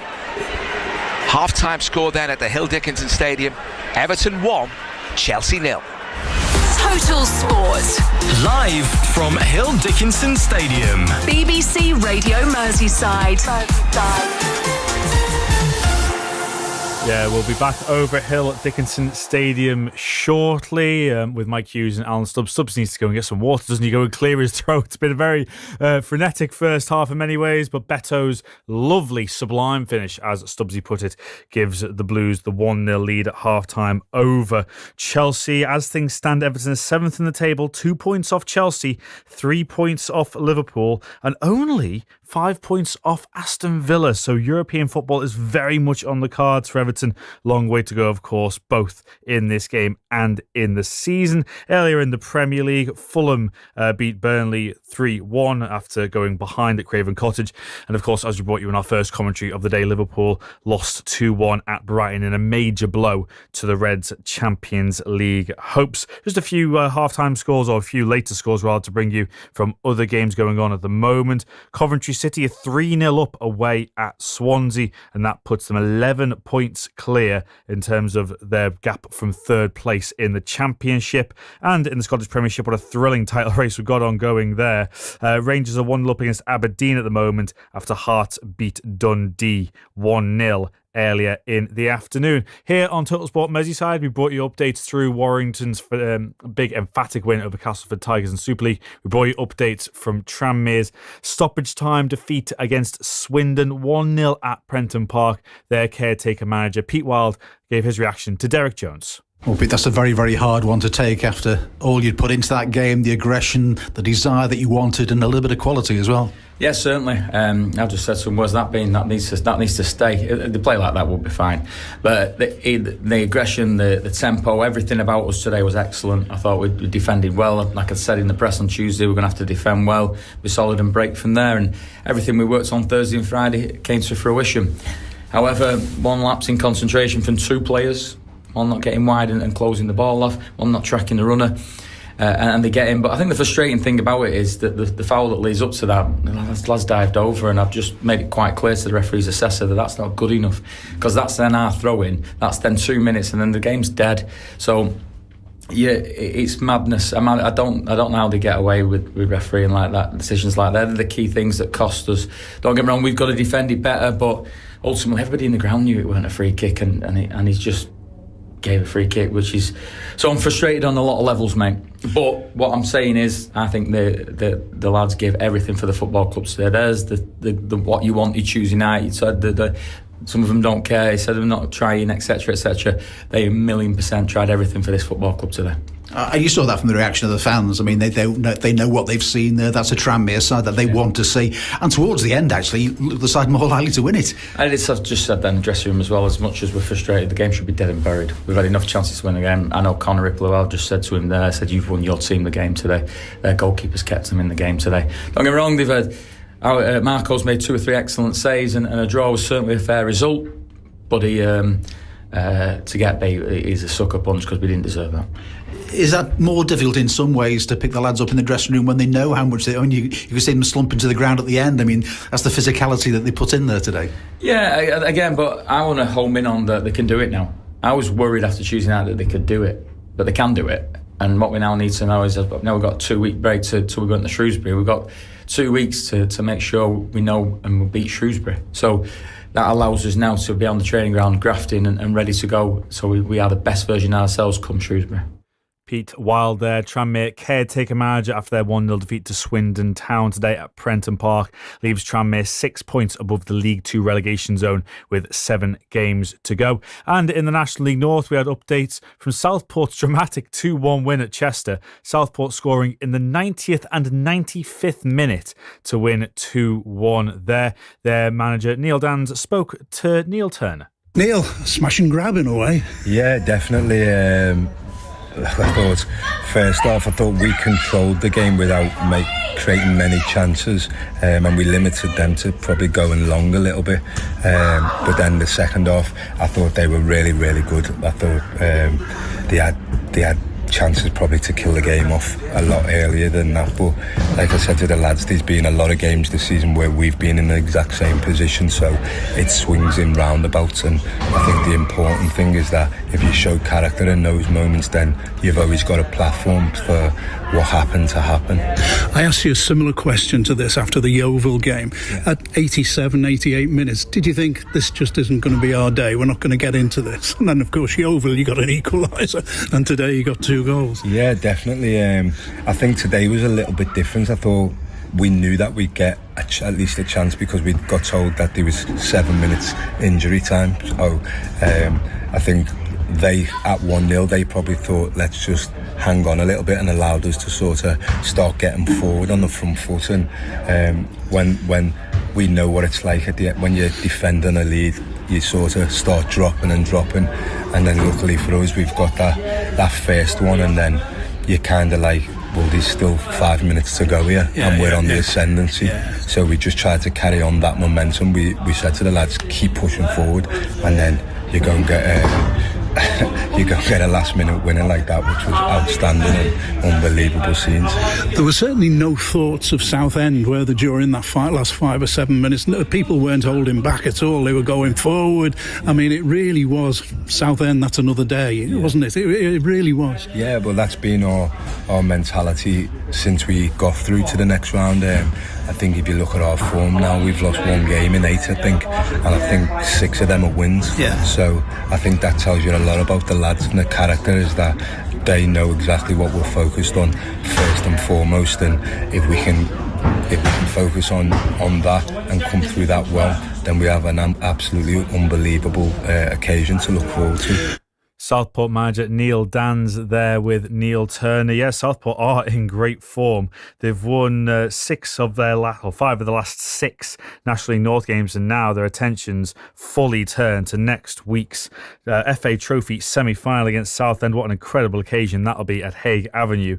Elsewhere in the National League North, Marine won 2-0 at AFC Telford with a double from Finlay Sinclair Smith. They've now won 2 of their last 3 National League North matches, and of course for Marine, they've got AFC Fylde in the week away, and then they go to Wealdstone in their FA Trophy semi-final. What an incredible occasion it would be if both Marine and Southport could be heading to Wembley in May. Fingers crossed, a long way to go of course, but absolutely that is the hope here at BBC Radio Merseyside.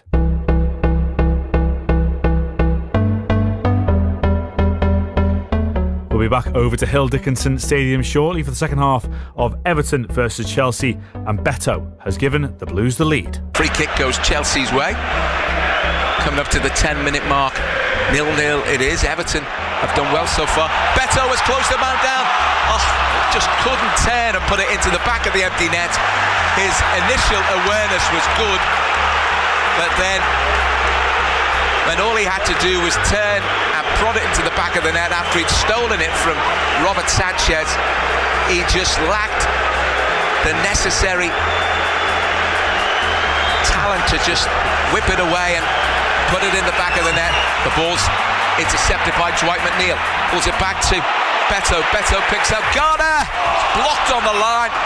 Chelsea keep it out. Keen in Shrewsbury Hall for James Garner. Forward ball for Beto. Beto digs it over the goalkeeper. Beto gives Everton the lead.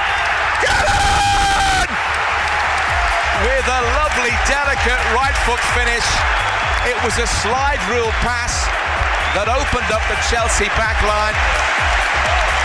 Beto saw the opportunity to pounce on it, and as the keeper came out, he just chipped it over him and into the back of the net. It seemed all too simple in terms of its architecture. It was a precise and simple finish. Beto, who really has been in good form the last 3 or 4 matches in terms of his endeavour and his hold-up play, has got another goal as a reward tonight. Everton opened the scoring at Hill Dickinson Stadium. Everton 1, Chelsea 0. The goal scorer, it's Beto. Beto. Corner on the right-hand side now for Chelsea. In towards the near post. Everton. What a fantastic stop there from Jordan Pickford. It was cleared from the corner out towards, I think, Malo Gusto, who hammered it goalwards right-footed. Jordan Pickford, right through a crowd of players, just managed to get a right arm on it, a right hand to tip it over the bar. Total Sport. Live from Hill Dickinson Stadium. BBC Radio Merseyside. I had my headphones on during half time there as we're approaching the second half, and I could hear Beautiful Day ringing out, and at the moment it's a very beautiful day for Everton indeed. They're leading Chelsea 1-0 going into the second half. We're back over at Hill Dickinson Stadium with former Everton captain Alan Stubbs and your match commentator Mike Hughes. And Mike, earlier on social media I saw Yakubu the Yak is in attendance at Hill Dickinson Stadium today, and that was certainly a finish from Beto that the Yak would have been proud of, wasn't it? Yeah, it certainly would, and Everton do have a habit of bringing their former players back here for the home matches. And yeah, the Yak who scored some memorable goals for the Blues after he was signed by David Moyes from Middlesbrough. He'll be very, very pleased. He would be very pleased with a finish of that nature. The teams are out for the second half. Chelsea are making a substitution. Who's going to come on for Chelsea? I think it's Garnacho. Alejandro Garnacho is going to come on for Malo Gusto. So there's going to be a switch around in terms of the personnel. Not only the personnel, but it's also in terms of the shape. Garnacho, we know what a threat he can be in the wide areas. Scored that outrageous goal for Manchester United at Goodison Park, one of the best goals I've ever seen at Everton's old stadium. But Everton with a 1-goal advantage as we start the second half. So I think Chelsea looks like they may switch to a system that includes Moises Caicedo dropping back to play at right back.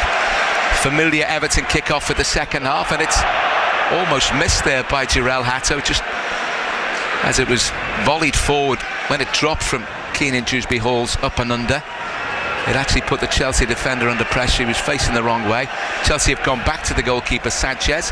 Everton with Jake O'Brien. The ball in field though is straight to Chelsea man, and even though it came back off James Garner, Chelsea managed to maintain possession. Out it goes to the right hand side.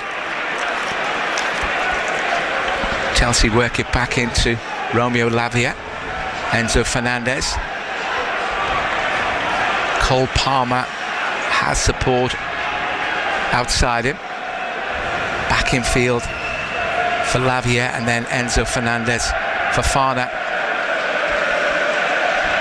Lavia, Fofana again. Everton pressing forward and trying to hurry the Chelsea players. Caicedo's found a bit of space. Breaks inside the Everton half. Enzo's pass out towards the left-hand side for Garnacho. Crossing towards the near post, away there by Tarkowski. Straight back to Garnacho on the left. Chelsea build, and an angled pass there from Lavia to Neto, who's moved over towards the right-hand side. Works it back, and then Lavia in a central position. Jarell Hatto. The pass to the left-hand side for Garnacho on his right foot. Forward ball. Cucurella's cross. I think it's just come off Everton's Idrissa Gana Gueye, then back off Cucurella, and Everton have got themselves a goal kick. So Everton with a different threat to contend with down the left-hand side, and Cole Palmer's going to be in that more central area as a number 10, I think. Well, they might even be playing with 2 10s with Fernandes in there, but Everton are going to have problems to solve in the second half. They've got to make sure Chelsea have got some as well, Alan Stokes. Yeah, they have. Yeah, you know, is a slight change in the system, positionally as well. Fernandes dropped in a little bit more now. Cole Palmer's closer to João Pedro and all up front, so that caused it's threatened itself. Lovely ball forward towards Beto from McNeil. Header down and behind by Jarell Hatto. Everton have themselves a corner. 2.5 minutes in to the second half. So David Moyes will be delivering instructions to the players of how to deal with this different Chelsea threat. He will have expected the possibility of Garnacho coming on for the second half. So what can Everton produce from this corner that McNeil is going to take? They've got Garner on the edge of the penalty area. Coming short, Illiman and Jai. They might go for a short. Instead, the corner deep towards the far post. Tarkowski with a header. Taken there by Sanchez without too many problems. Everton couldn't get either Jake O'Brien or Beto in. So close that. To get on the end of it. Ball towards the back post, and Tarkowski gets up above. Great header, wasn't it? Yeah, heads it back down. And I'd say Beto's probably just less than half a yard off it from getting in ahead of Sanchez. That's how close it was. But Chelsea in possession. Ball to the left for Garnacho. Running it, Jake O'Brien. Garnacho in towards the edge of the penalty area. Tries to work a 1-2. Good defending from O'Brien. Clears upfield towards Beto. Beto does really well. He's being held there, Beto. Now the referee, really, I don't know how much you have to be held to get yourself a free kick these days, but Beto certainly looked as though he was being prevented from getting close to the ball. Chelsea move it to the right-hand side. Infield they come with Lavia. Then to the left-hand side through Cucurella to Garnacho. Back with Cucurella and Jarell Hato and Fofana inside the centre circle. Everybody bar the Chelsea goalkeeper inside the Everton half momentarily there, but Chelsea's two centre defenders step back as they try and work the ball eventually to the right-hand side. Neto with a forward move. Cole Palmer drops deep, threads the pass forward, but Everton go back to Jordan Pickford. Long clearance downfield, but it's straight to Fofana. Everton almost win it back, but they can't allow Chelsea to dominate possession the way that they are doing at the moment in the second half. Everton have got to get the foot on the ball and try and build something. The pass infield towards Caicedo. It's a good block there by Idrissa Gana Gueye. James Garner's pass for Keenan Dewsbury Hall in towards the left edge of the penalty area. Needs support. The support arrives from Iliman Ndiaye. Iliman Ndiaye for Dwight McNeil. McNeil chips it forward. It's a decent pass to try and open up the Chelsea back line, because running in behind was Everton's Iliman Ndiaye. Great challenge for Everton to win it back with James Garner. McNeil, and the pass from Idrissa Gana Gueye is a poor one. We've had a few of them from Gana Gueye this evening, and really he's got to do better from there. Yeah, it was a great position as well. He got him. Everton won the ball back from James Garner. Great sliding tackle to win it back. He gives it to Idrissa Gana Gueye, and if anything, it was a poor pass to the right, but it was the wrong choice as well, because he should have gone left to Kieran Dewsbury Hall. Here come Chelsea. Enzo is stopped in his tracks there by his former teammate Kieran Dewsbury Hall, but then when it's worked up towards Beto, he gives it away, and that's a real shame. Chelsea sweep it through the right foot of Enzo to the left-hand side for Garnacho. Garnacho cuts in. Enzo Fernandez works it back to Romeo Lavia. Caicedo's right-footed ball to the right-hand side for Neto, cutting in. Good defending from Everton, and almost won back there by Iliman Ndiaye. Everton's pressing through Iliman Ndiaye, absolutely fantastic, even if they didn't win the ball, and that's, you can tell from the fans how much they like that endeavour and the effort. 52 minutes gone almost. Everton still leading 1-0. Chelsea in possession. They're dominating the ball at the moment. And they've got Garnacho in space on the left-hand side. Alejandro Garnacho. The ball's on his right foot as he cuts in towards Enzo. Enzo has the ball taken from him by a combination of Idrissa Gana Gueye and Keenan Dewsbury Hall. Keenan Dewsbury Hall up towards halfway. Picks out Dwight McNeil, cutting in. Challenged, he needed to use the ball a little bit quicker than he did when he was challenged. And Chelsea on the counter, powering forward with Cole Palmer. Cole Palmer's pass is straight to Mykolenko, and Everton break. They need to be more careful in possession. Idrissa Gana Gueye for Keenan Dewsbury Hall. Keenan Dewsbury Hall and James Garner are the exemplars with the passing. Yeah, a few of the others are short of that standard. Yeah, they are. They're in a different league in terms of slowing the tempo down and just keeping the ball when it's right. They just make the right decisions more often than not compared to the other players. Everton don't want this to get into you attack, we attack, you attack, because that'll suit Chelsea. Yeah, and I do think as Everton get a free kick for a foul out on the far side on Keenan Dewsbury Hall, I do think the way that Chelsea play and the way they played as the first half progressed and the way they've started the second half, it'll sap the energy of the Everton players because they're getting moved about. Yeah, and you know, in that first 45 minutes, Mike, Everton worked really hard to stop Chelsea getting any momentum, and it's a tough thing to do for 90 minutes. So that's why Everton, when they do have the ball, sometimes they've just got to slow the tempo down and keep the ball, just to give them a breather at times as well. 52,547 inside Hill Dickinson Stadium tonight. Everton free kick. It's 2 yards in from the left touchline. It's about 8 yards from the edge of the penalty area in terms of the 18-yard box. It's going to be taken by James Garner. In it comes. The keeper is underneath it and takes it. I think he may have gone over the line, has he? No, he hasn't. Then he falls down and he's hurt himself. Well, he didn't barge into anybody. Don't think he did. Only the post, Mike. Has he hit the post? Yeah, he hit the post. He clattered it. When I say didn't barge into anybody, yeah, you meant a exactly. I knew exactly what you meant, Mike. To be fair, he's clattered into the post as he realised he was close to the line, I think. Yeah, he does. I think if anything gets his arm, he's up again. Yeah, he's going to be okay. The Chelsea man, the goalkeeper, will get the restart. And that was corner. There's a well-hit free kick there in towards the Chelsea goalkeeper. Everton couldn't get a head on it. Chelsea about to make another substitution. And they're in possession now with Moises Caicedo. Forward ball to João Pedro. Helped on, but intercepted there by Michael Keane. Forward to Beto. Beto in possession. Good short pass to find Keane and Dewsbury Hall. To the left it goes to Iliman Ndiaye. Beto making a forward move down the left-hand side, and it's a clever move as well. Then Beto's pass inside towards Iliman Ndiaye didn't find its target. It wasn't far away from doing that, but Chelsea are able to break up the play with Caicedo, and then eventually Fofana receives it from Cole Palmer. Fofana inside the centre circle.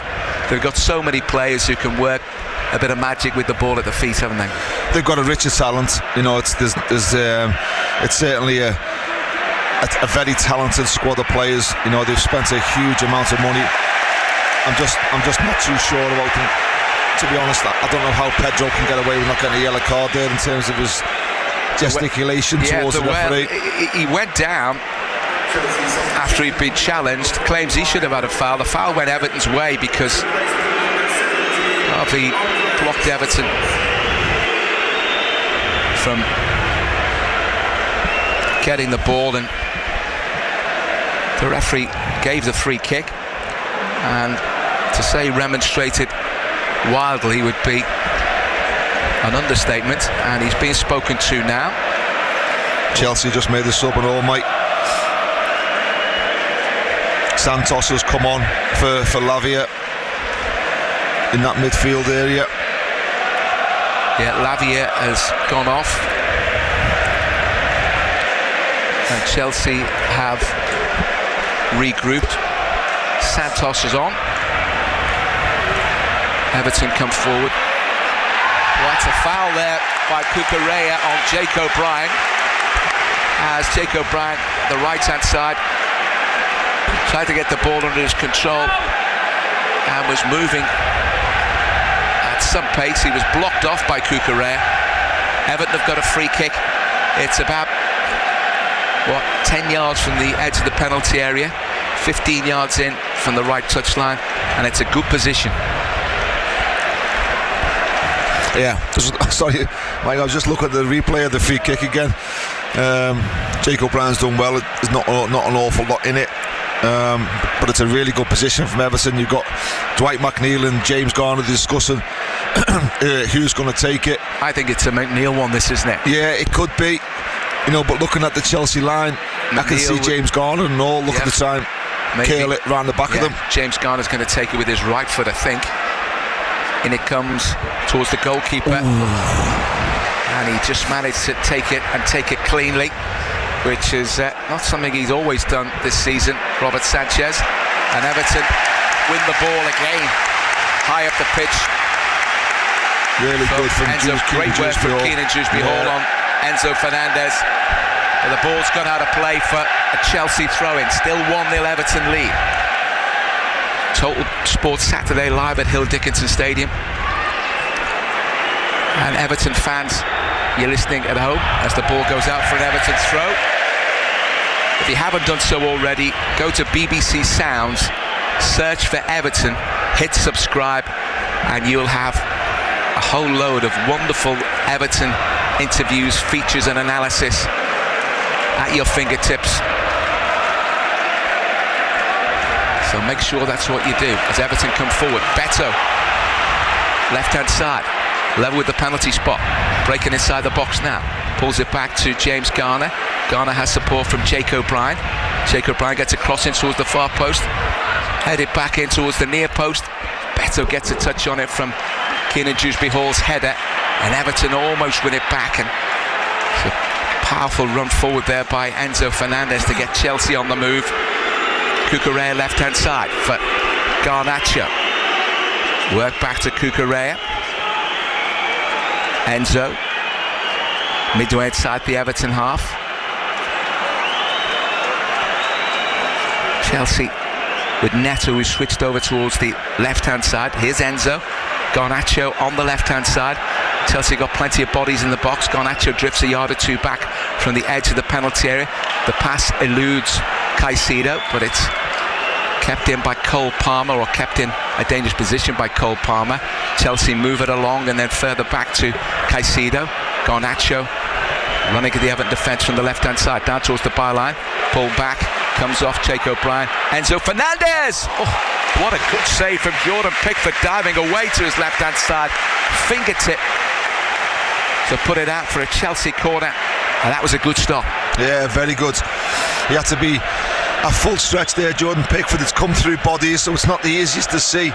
And if anything, from the angle we're right behind it, it looked like potentially it was nestling into Jordan Pickford. In comes the corner towards the near post, headed away by Mikalenko. Back to the corner taker. And then Chelsea pick out Cole Palmer. Cross deep towards the far post. Good defending from Jake O'Brien, who made it virtually impossible for Fofana to get a straight run at the ball. And he just guides it out of play for an Everton goal kick without ever touching the ball. We're past the hour mark, 1-0 to Everton. Alan Stubbs. Yeah, just going back to the Jordan Pickford one. Fernandez has opened himself up and he's looked to curl it into the far corner of Jordan Pickford's left hand side, and he's got a fingertip to it to touch it around, but it was made more difficult and all because João Pedro was coming across him to try and get a touch. Good run forward there from Michael Keane, and then he gave the ball away.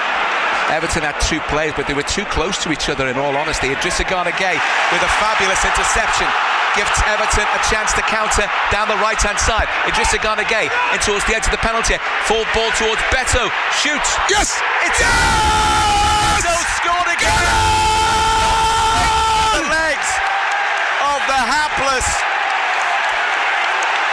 Robert Sanchez. Fantastic break from Idrissa Gana Gueye as he stopped Chelsea in their tracks. One possession, raced upfield, in towards the edge of the penalty area, spotted the run of Beto, poked it forward, inside right position. Beto, right-footed, slammed it goalwards. It was straight at Sanchez, but he couldn't hold it. And it crept underneath his body and into the back of the net. Everton have double their lead. It's 2 goals for Beto at Hill Dickinson Stadium. Everton 2, Chelsea 0. Hill Dickinson Stadium is rocking, and it's rocking because Everton go 2-0 up, and it's that man Beto again. Great play, counter-attacking play from Everton. All comes from Idrissa Gana Gueye picking it up, drives up towards Chelsea's 18-yard box.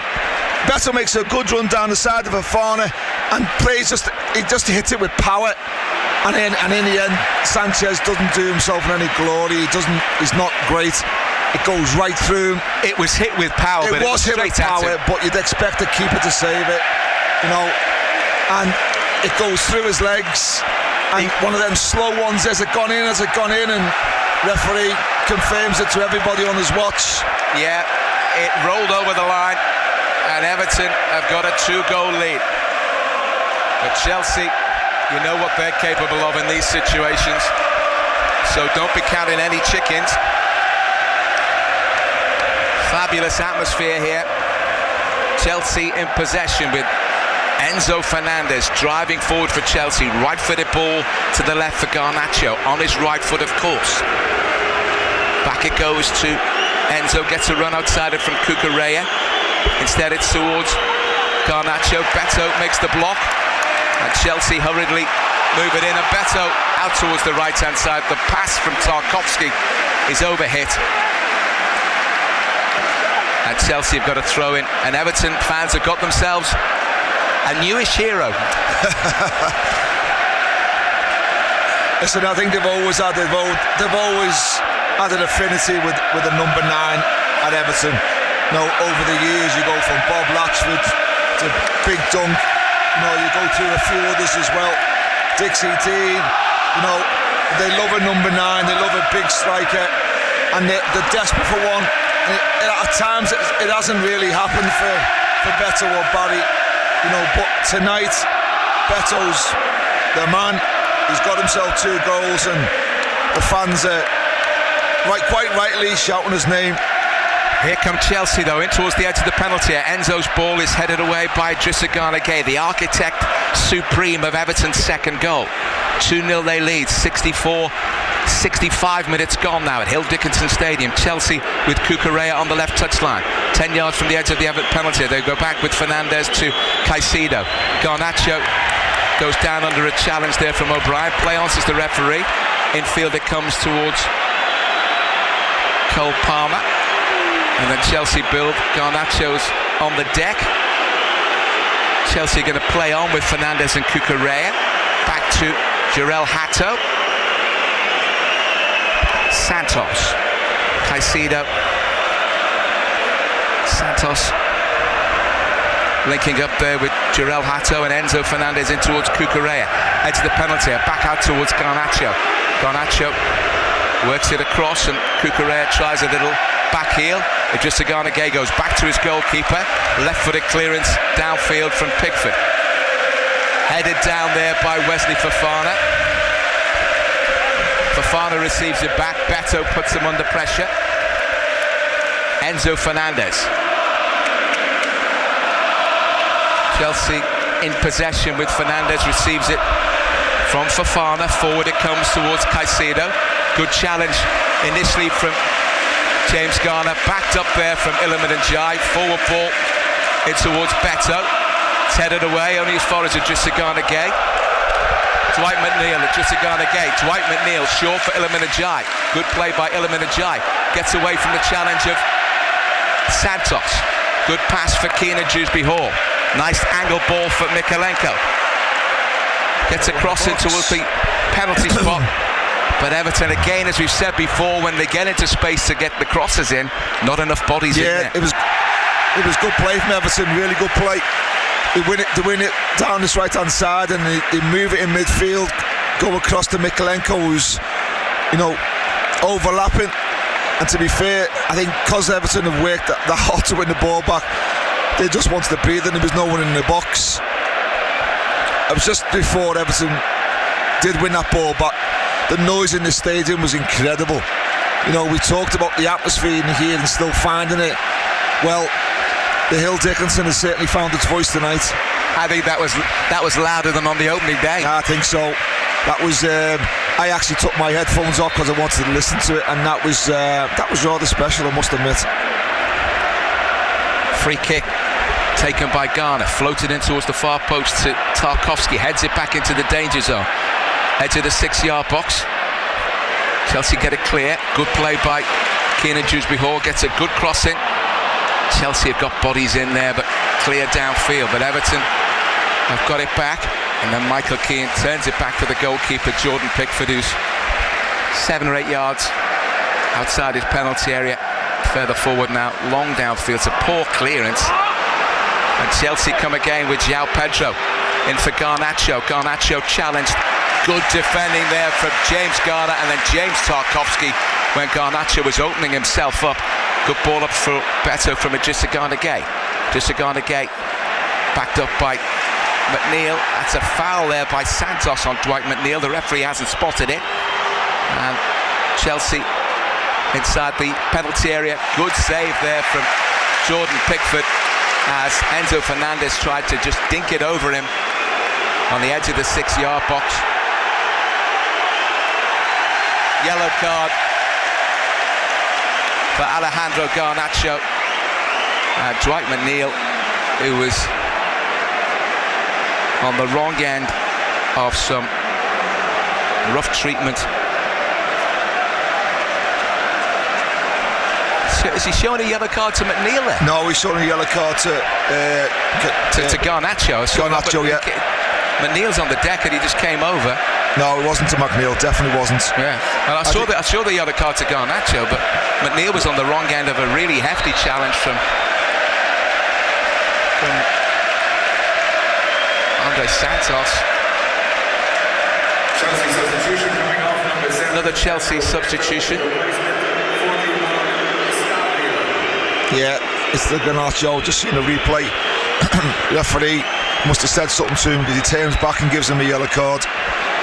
He wants the foul from the challenge from Jake O'Brien. He didn't get it. Estevao is coming on. Chelsea got a corner on the left, deep towards the far post. Headed clear. Cucurella ends up turning it back to Sanchez, who's almost on the halfway line. Slight exaggeration, but he's 35 yards up the pitch. In the end, Cole Palmer goes back to his goalkeeper. It's hit long downfield. Headed away there by Jake O'Brien. Kept in on the left-hand side by Iliman Ndiaye. Caught again, Idrissa Gana Gueye. Been caught too often. Even though he played a big part in that second goal, he needs to be more careful. Here come Chelsea. Cole Palmer down towards the dead ball line. Gets the cross in towards the near post. It's deflected behind for a corner. He's got to be better in those situations. Yeah, I could see exactly what he was doing, Mike. He was trying to pause to delay the pass for Mykolenko to go, and he just waited too long, and in the end, it gave a Chelsea player a chance to get a nick on it.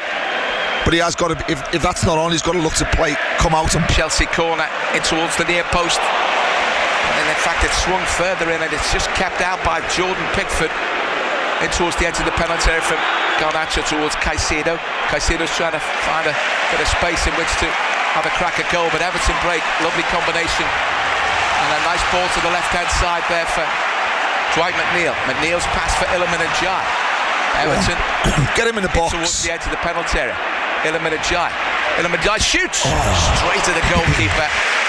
But that was better. There was an end product, but now Everton have got 5 men the wrong side of the ball. And Chelsea going to try and take advantage of that. Enzo Fernandez out towards the right-hand side. Estevao takes over, one of the Chelsea substitutes. Cole Palmer back in field, and I just wonder whether Santos. We're getting to the time where Everton make a couple of substitutions. Just fresh legs. Yeah, there's a couple of players who've put a real shift in the game when they're starting to just look a little bit tired. Chelsea get the cross in towards the penalty spot. Everton get it clear eventually. Downfield it comes towards Beto, who makes the run. He's all on his own. Beto gets away from Wesley Fofana. Fofana gets back goal side. Good pass there infield from Beto towards Keenan Dewsbury Hall.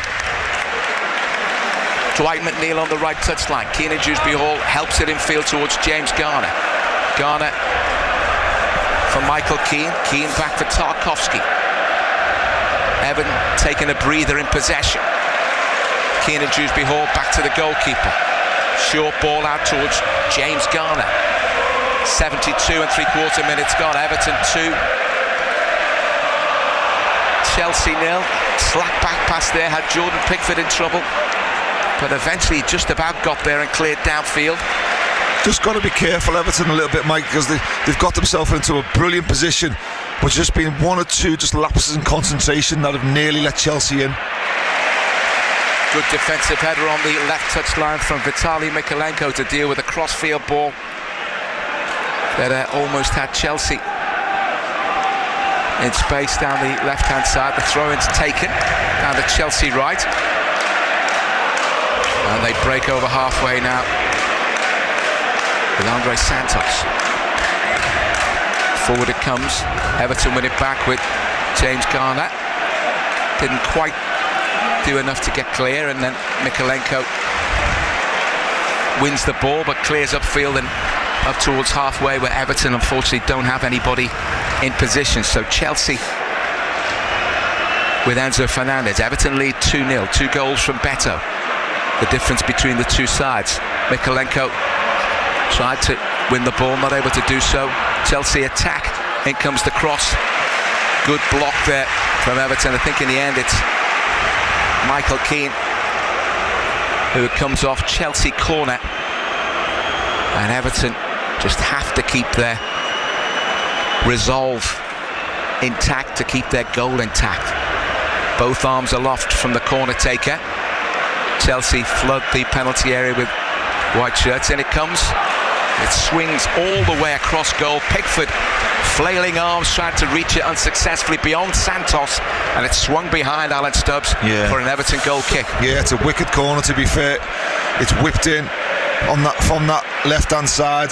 And Estevao, it's got pace. Swing them in with his left foot. It does. It was impressive, to be honest.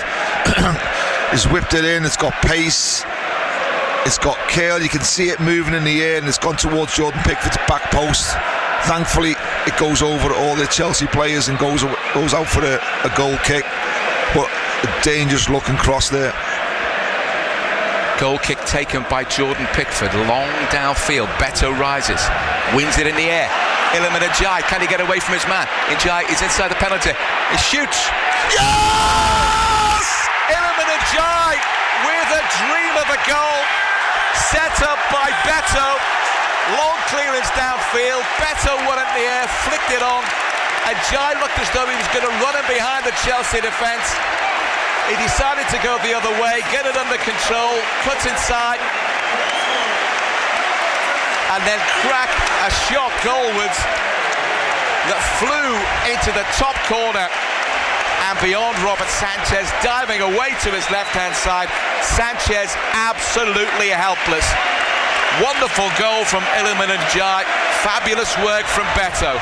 Everton 3, Chelsea 0.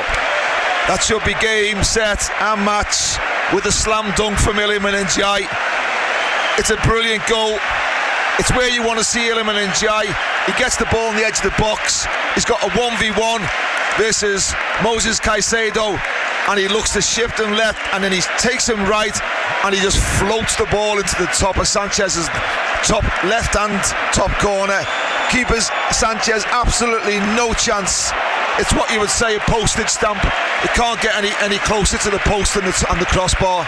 It's unsavable, and I think with that being unsavable, do you know, it's just clipped the inside of the post. It is. That's how much of a postage stamp it was. It was, you know, and I think with that is a huge 3 points for Everton. What they wanted. Everton's best performance at the Hill Dickinson this season, no doubt about it at the moment. Jared Branthwaite's coming on. Iliman Ndiaye's coming off to get a round of applause, I think. Or is he coming over to the right hand side? Yeah, he's coming to the right, I think. Yeah, he's coming over to the right hand side. Yeah, sorry. Yeah, Branthwaite. I think Everton have gone to 3 at the back as well. Yeah, just to try and shore things up. Iliman Ndiaye, you can't see it, Mike. He just gets a hug from David Moyes. He deserves that. He can have plenty more hugs if he scores goals like that. Absolutely fantastic. So Dwight McNeil is sacrificed as Everton rejig things. It hasn't been Dwight McNeil's most successful or productive night. Some things haven't come off, but he's tried his best, and he's rewritten his relationship with the Everton fans, Dwight McNeil. He has, yeah. Listen, it's not as good as a performance as he had a couple of weeks ago, but he's done a job for the team. You know, and that's all you can ask for. He's been good without being good. If that makes sense. I know exactly what you mean. Here's Garnacho down the left for Chelsea. Gets the cross, and it's blocked by Michael Keane. 78 minutes and 20 seconds gone. Everton 3, Chelsea 0. Chelsea are going to have a long throw, I think. Or is Cucurella going to take it? No, so it's not going to be long. Yeah, we're going to see long clearance downfield. Chelsea have got possession here, and we've got 2 balls on the field. Chelsea making multiple substitutions at the break with after the third goal with I think it's Delap's just come on. Liam Delap's come on, and that's the one I was just going to say to you. I'm surprised that Chelsea haven't brought on Liam Delap given their situation. I think it was Adebayo and Tosin Adebayo has come on as well. Tosin will shore up the back line. Delap will try and do something at the top end of the pitch for Chelsea, but Everton with this 3-0 lead. Chelsea in possession. Cole Palmer out towards Esteval on the right hand side.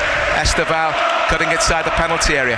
Good challenge there from James Garner to tuck the ball behind. Chelsea going to take the corner quickly over on the right hand side. Esteval for Palmer. Here's Esteval, gets the cross in deep towards the far post, and that's watched as it drifts wide, and Everton have got themselves a goal kick, and Everton are going to make a substitution. Cheno Barry is going to come on for Everton. It's normally for Beto, isn't it? Yeah, it normally is. I think it is going to be Beto. He deserves a standing ovation. A standing ovation for Beto.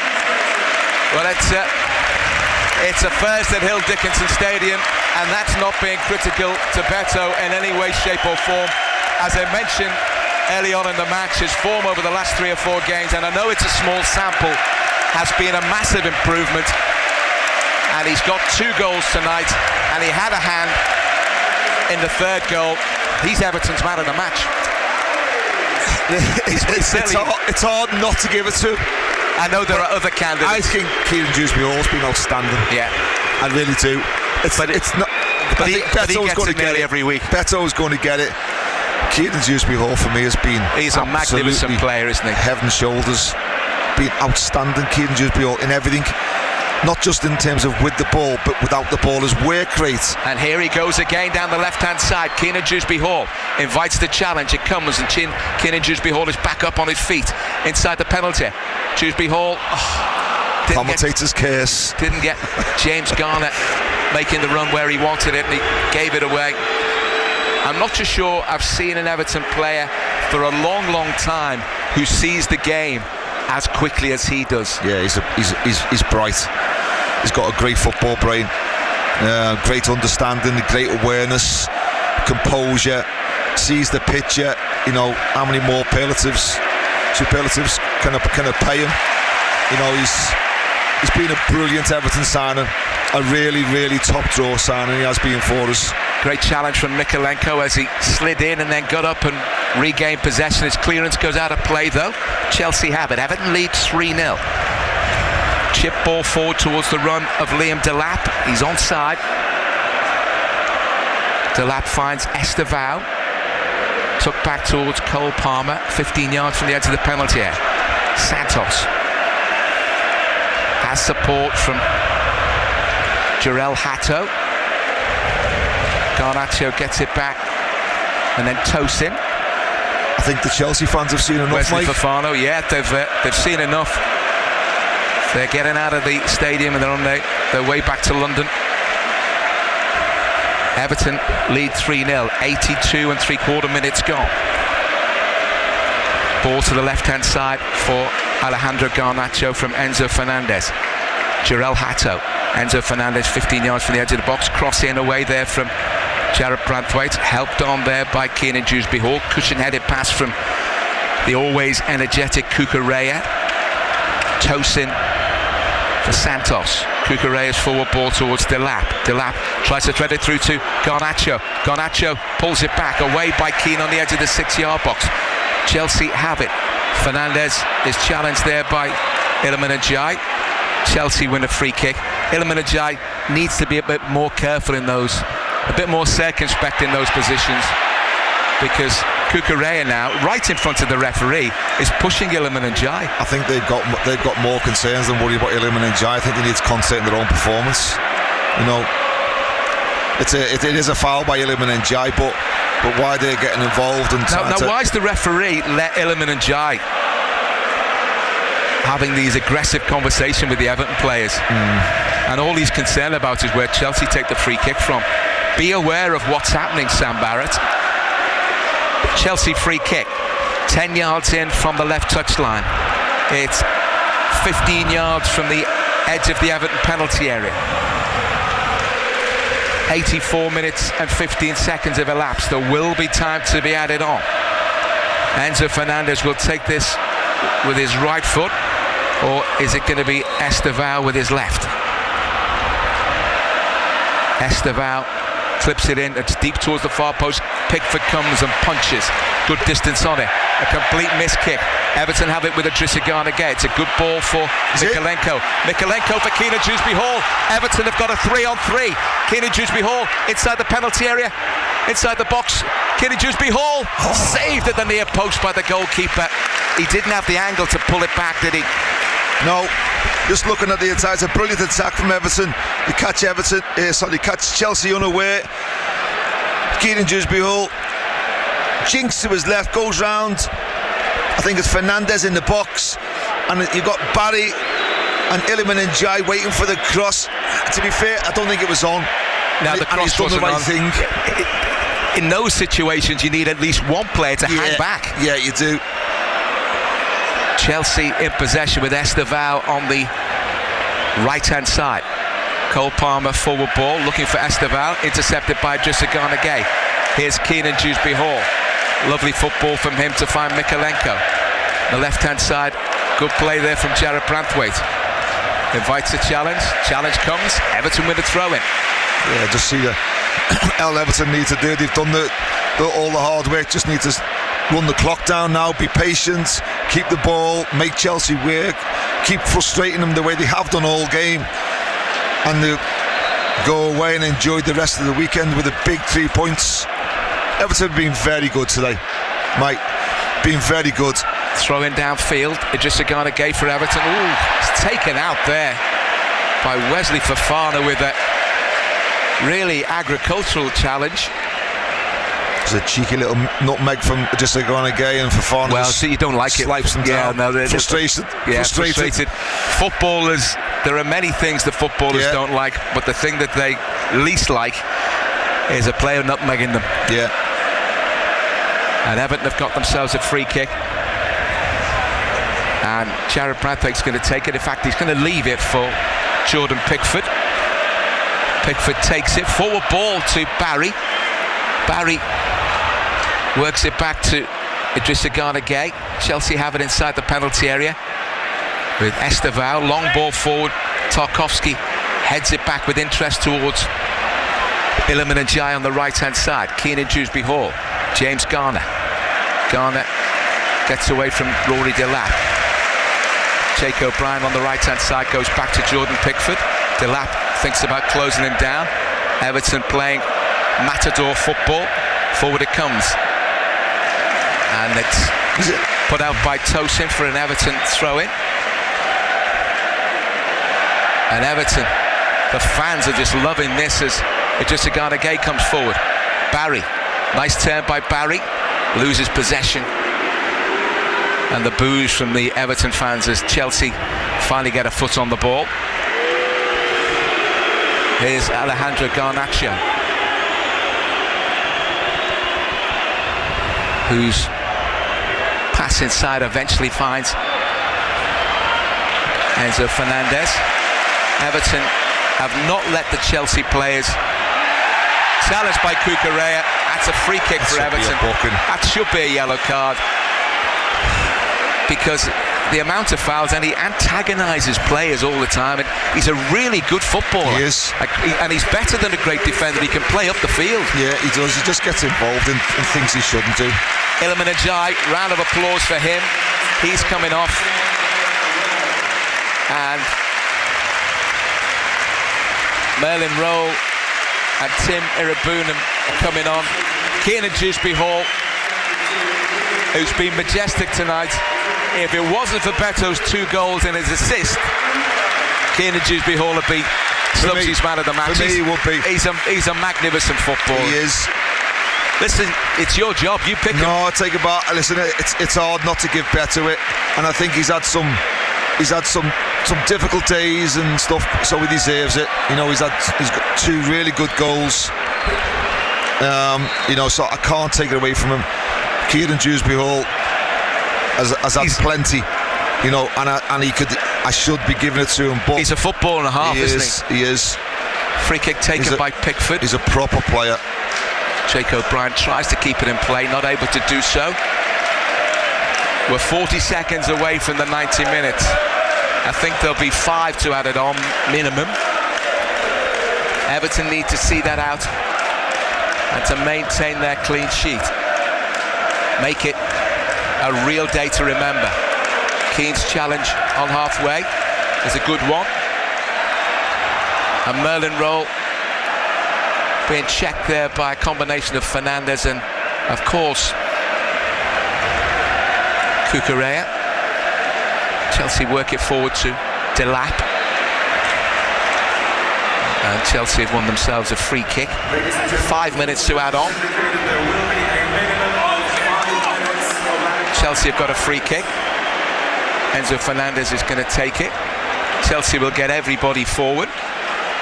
Everton will have a high line. It's a good 7 or 8 yards from the edge of the penalty area. I always think it's slightly dangerous, this. Free kick that Fernandez is going to curl towards the far post.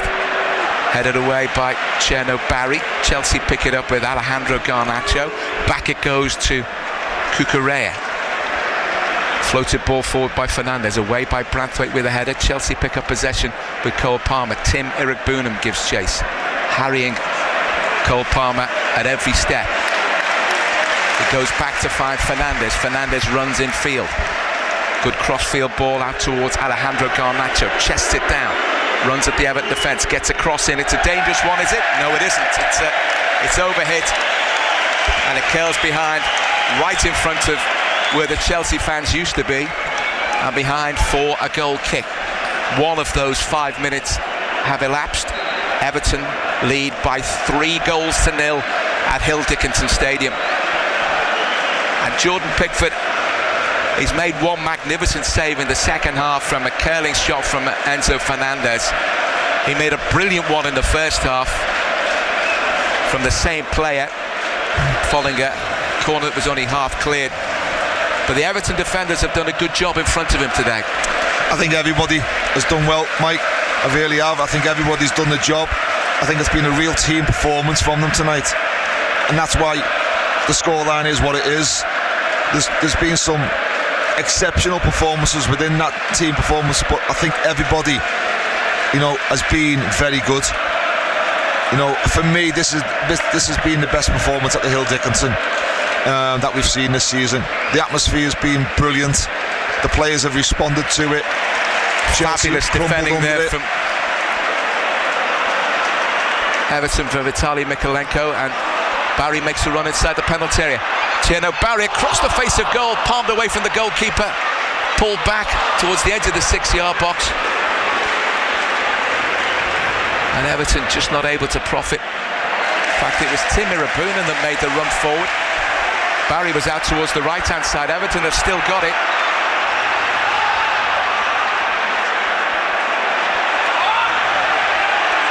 Merlin Roll goes back to the halfway line.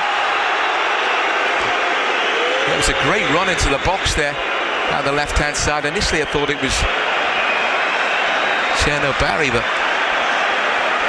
there's been a lot to like about Everton in an attacking sense, hasn't it, in terms of, okay, there have been times where Chelsea have been on the front foot, lots and lots of possession, but Everton, who on so many occasions this season, when they've lacked the confidence in the final third, they've had a real self-belief about when to make the run, who should make the run, what positions they should take up, and it's part of the reason for their success tonight. It is, you know, listen, you have to respect that a team like Chelsea, with the players and the talent that they have in their team, they are going to get parts of the game where they're going to potentially hurt you. But it's what you do in them moments, and Everton have coped with them really well. You know, and then when Everton have had the opportunities tonight, they took full advantage of them. And that's what you have to do against the top teams. I don't think Chelsea is a top team yet. They've got some top players, but I don't think they're a top team. I think they're still a young, inexperienced team who have got the potential to be very good.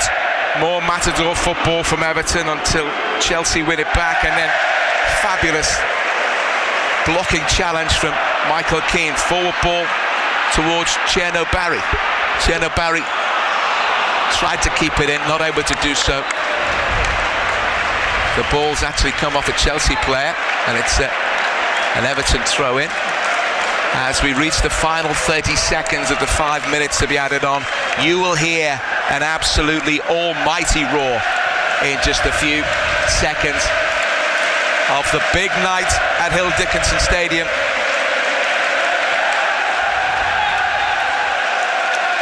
Just seeing a replay of Tim Irabunim's driving run into the box, and that cross shot palmed away by the goalkeeper. Everton still in possession, down by the corner flag from the throw-in. And Merlin Roll challenging for possession on the edge of the box. We've had the 5 minutes. The referee has a look at his watch, blows the final whistle. It's a massive result for Everton. Their best performance so far in front of their own fans at Hill Dickinson Stadium. It's a resounding victory. It is a grand old team to play for, and a grand old team to support for all the Evertonians who've been to this stadium and come away disappointed on far too many occasions this season. Not tonight though. 2 goals from Beto, the first on 33 minutes when he cut inside, made a run inside right channel to get on the end of a through pass. Fabulous through pass it was from James Garner,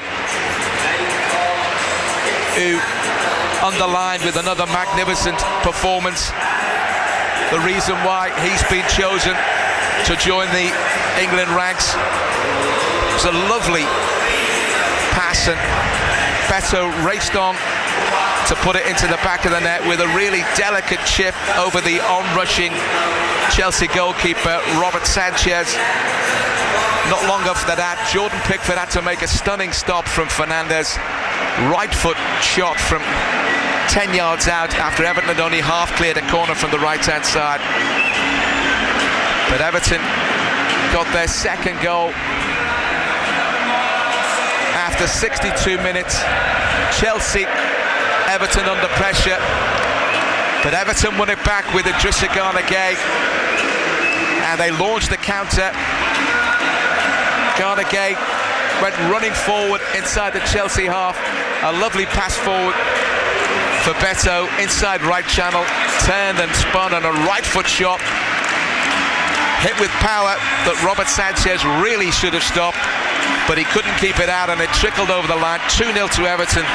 The third goal was executed with guile and perfection by Iliman Ndiaye. Long clearance downfield, headed on there by Beto.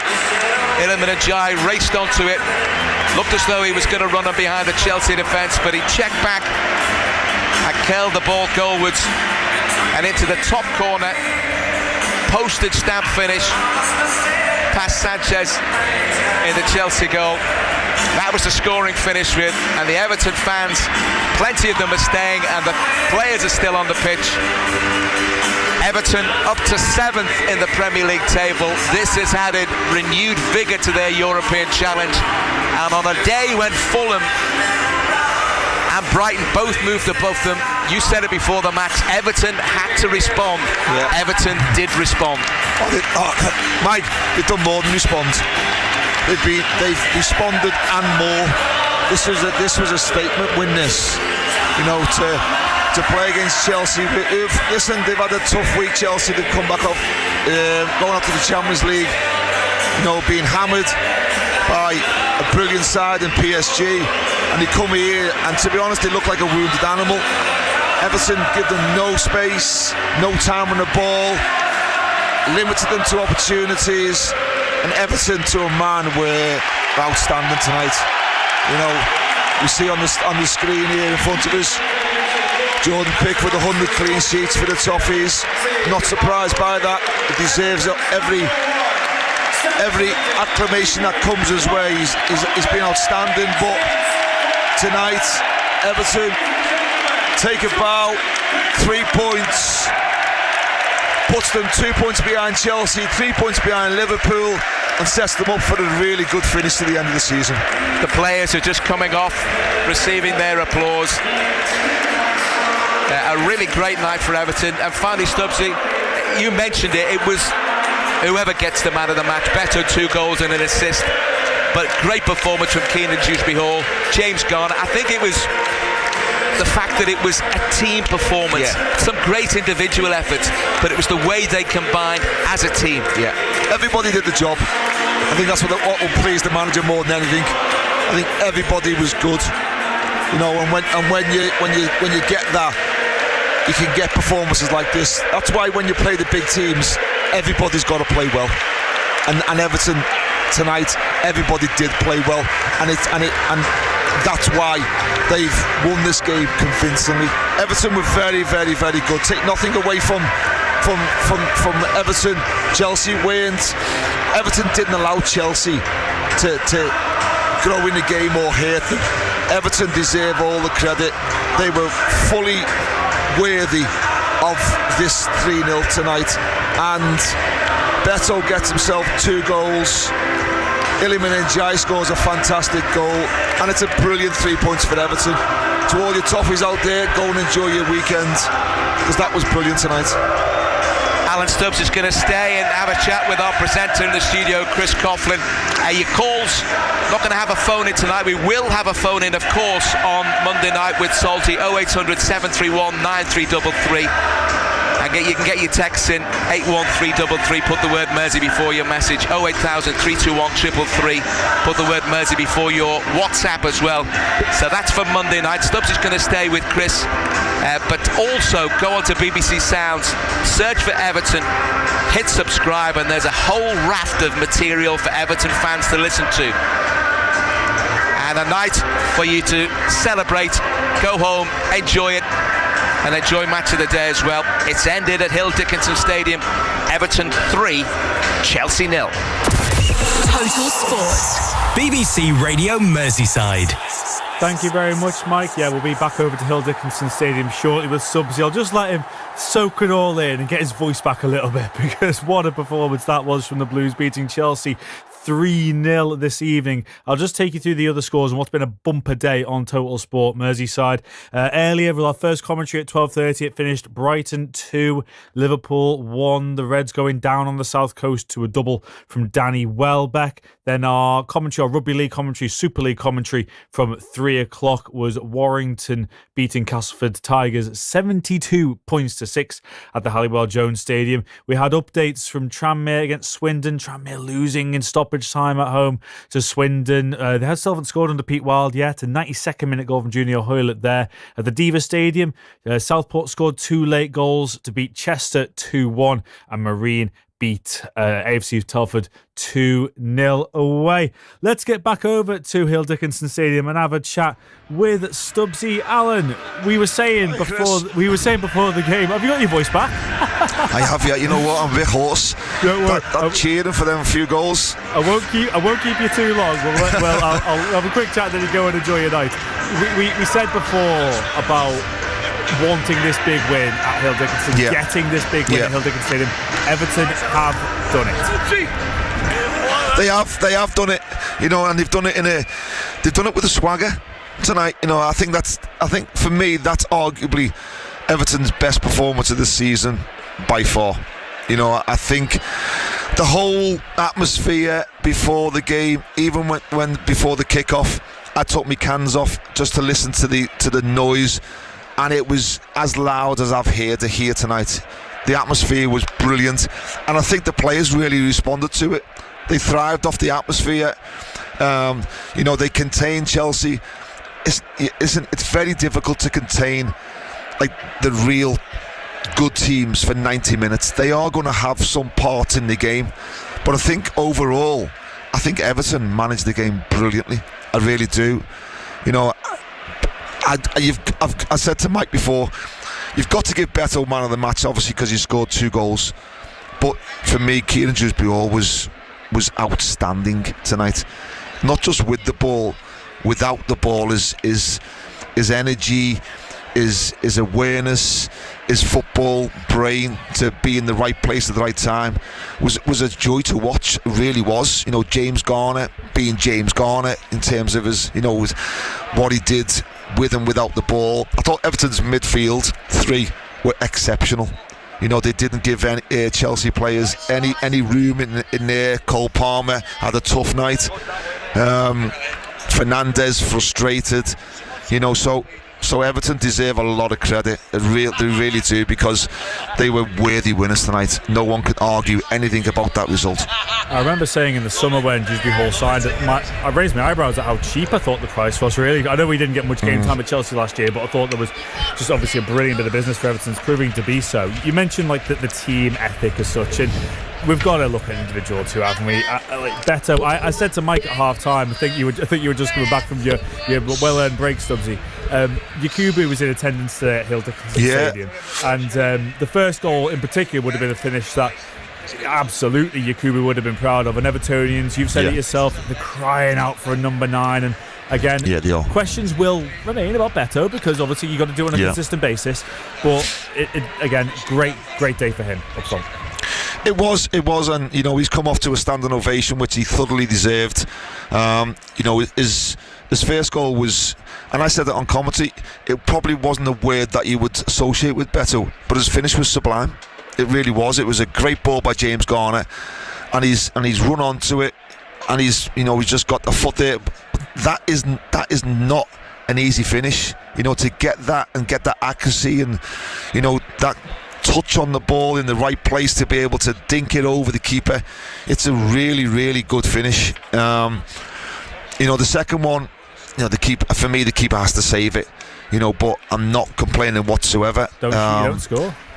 No, exactly. It was another good move from Everton, another good run down the side of the centre half. When he just turns and hits it, and the pace just goes through Sanchez.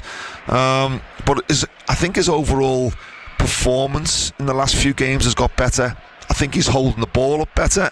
I think he's allowing people to support him better.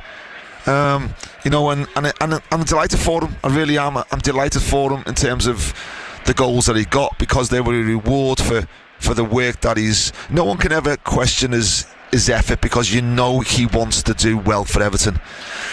It's just in terms of balls bouncing off him, things like that, which haven't been great at times. But listen, the last few games he's been better, and I hope this gives him a huge amount of confidence, and he can go on a scoring run from now to the end of the season, because we are in the important period now. If we are going to nick that last European place, then we need our strikers firing. Absolutely. His first goal actually reminds me more and more of his goal at Goodison in the derby last year, actually, in terms of same area of the pitch, but lovely finish past the goalkeeper. Just briefly, because it sounds strange to only have a brief talk about the goal of the game and one of Everton's goals of the season, but if you picked up that ball from Iliman Ndiaye and you went up to the goal with your bare hands and placed it in the top corner, you can't actually get it further in there, can you? No, it was a brilliant finish. Every time I see Iliman Ndiaye, you'll probably hear me on air as well, and I'm saying, get him in the box, because I want to see Iliman Ndiaye running at defenders in the box, because his feet are so good. His defenders are so scared of that. In terms of, and that's why I want him to do that more. And he's turned Caicedo inside out, I think it was. He's gone to go left, and he's checked back onto his right, and he's just floated the ball into that top corner. It was a brilliant finish, and it was the cherry on the cake, really, in terms of Everton's performance for a goal like that. And it's the same.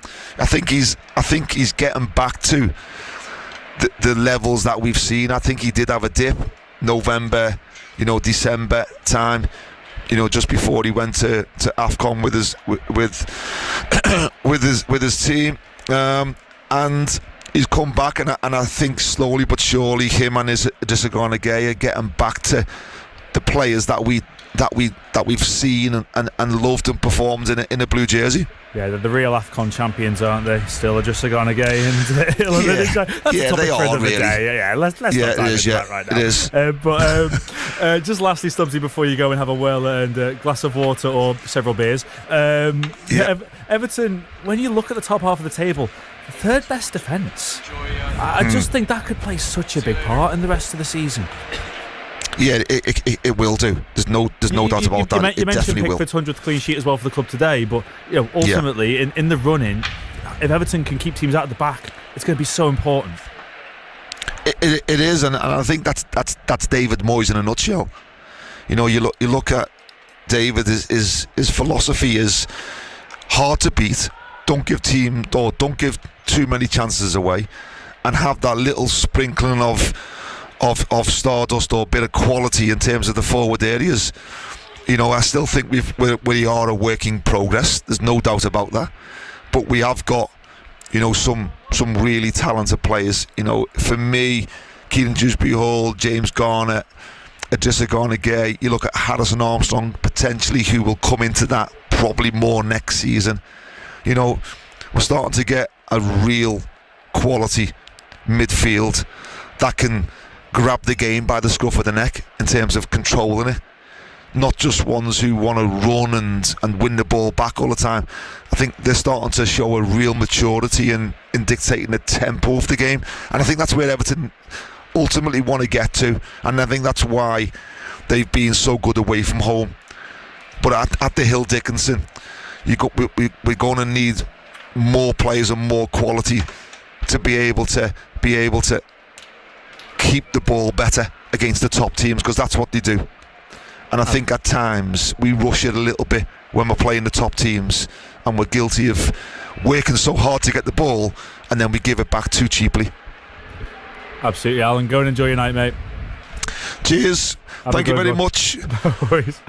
Former Everton captain Alan Stubbs there, very much enjoying Everton's best day so far at Hill Dickinson Stadium, beating Chelsea by 3-0. Unfortunately, we can't have a football phone in this evening, but of course, get your calls in on Monday with Paul Salt. He'll be joined by Tony the Blue and Ben the Red, who'll both, I'm sure, have plenty to say on their respective teams' performances this weekend. Let's get a bit more reaction now to Tranmere's stoppage time defeat at home to Swindon.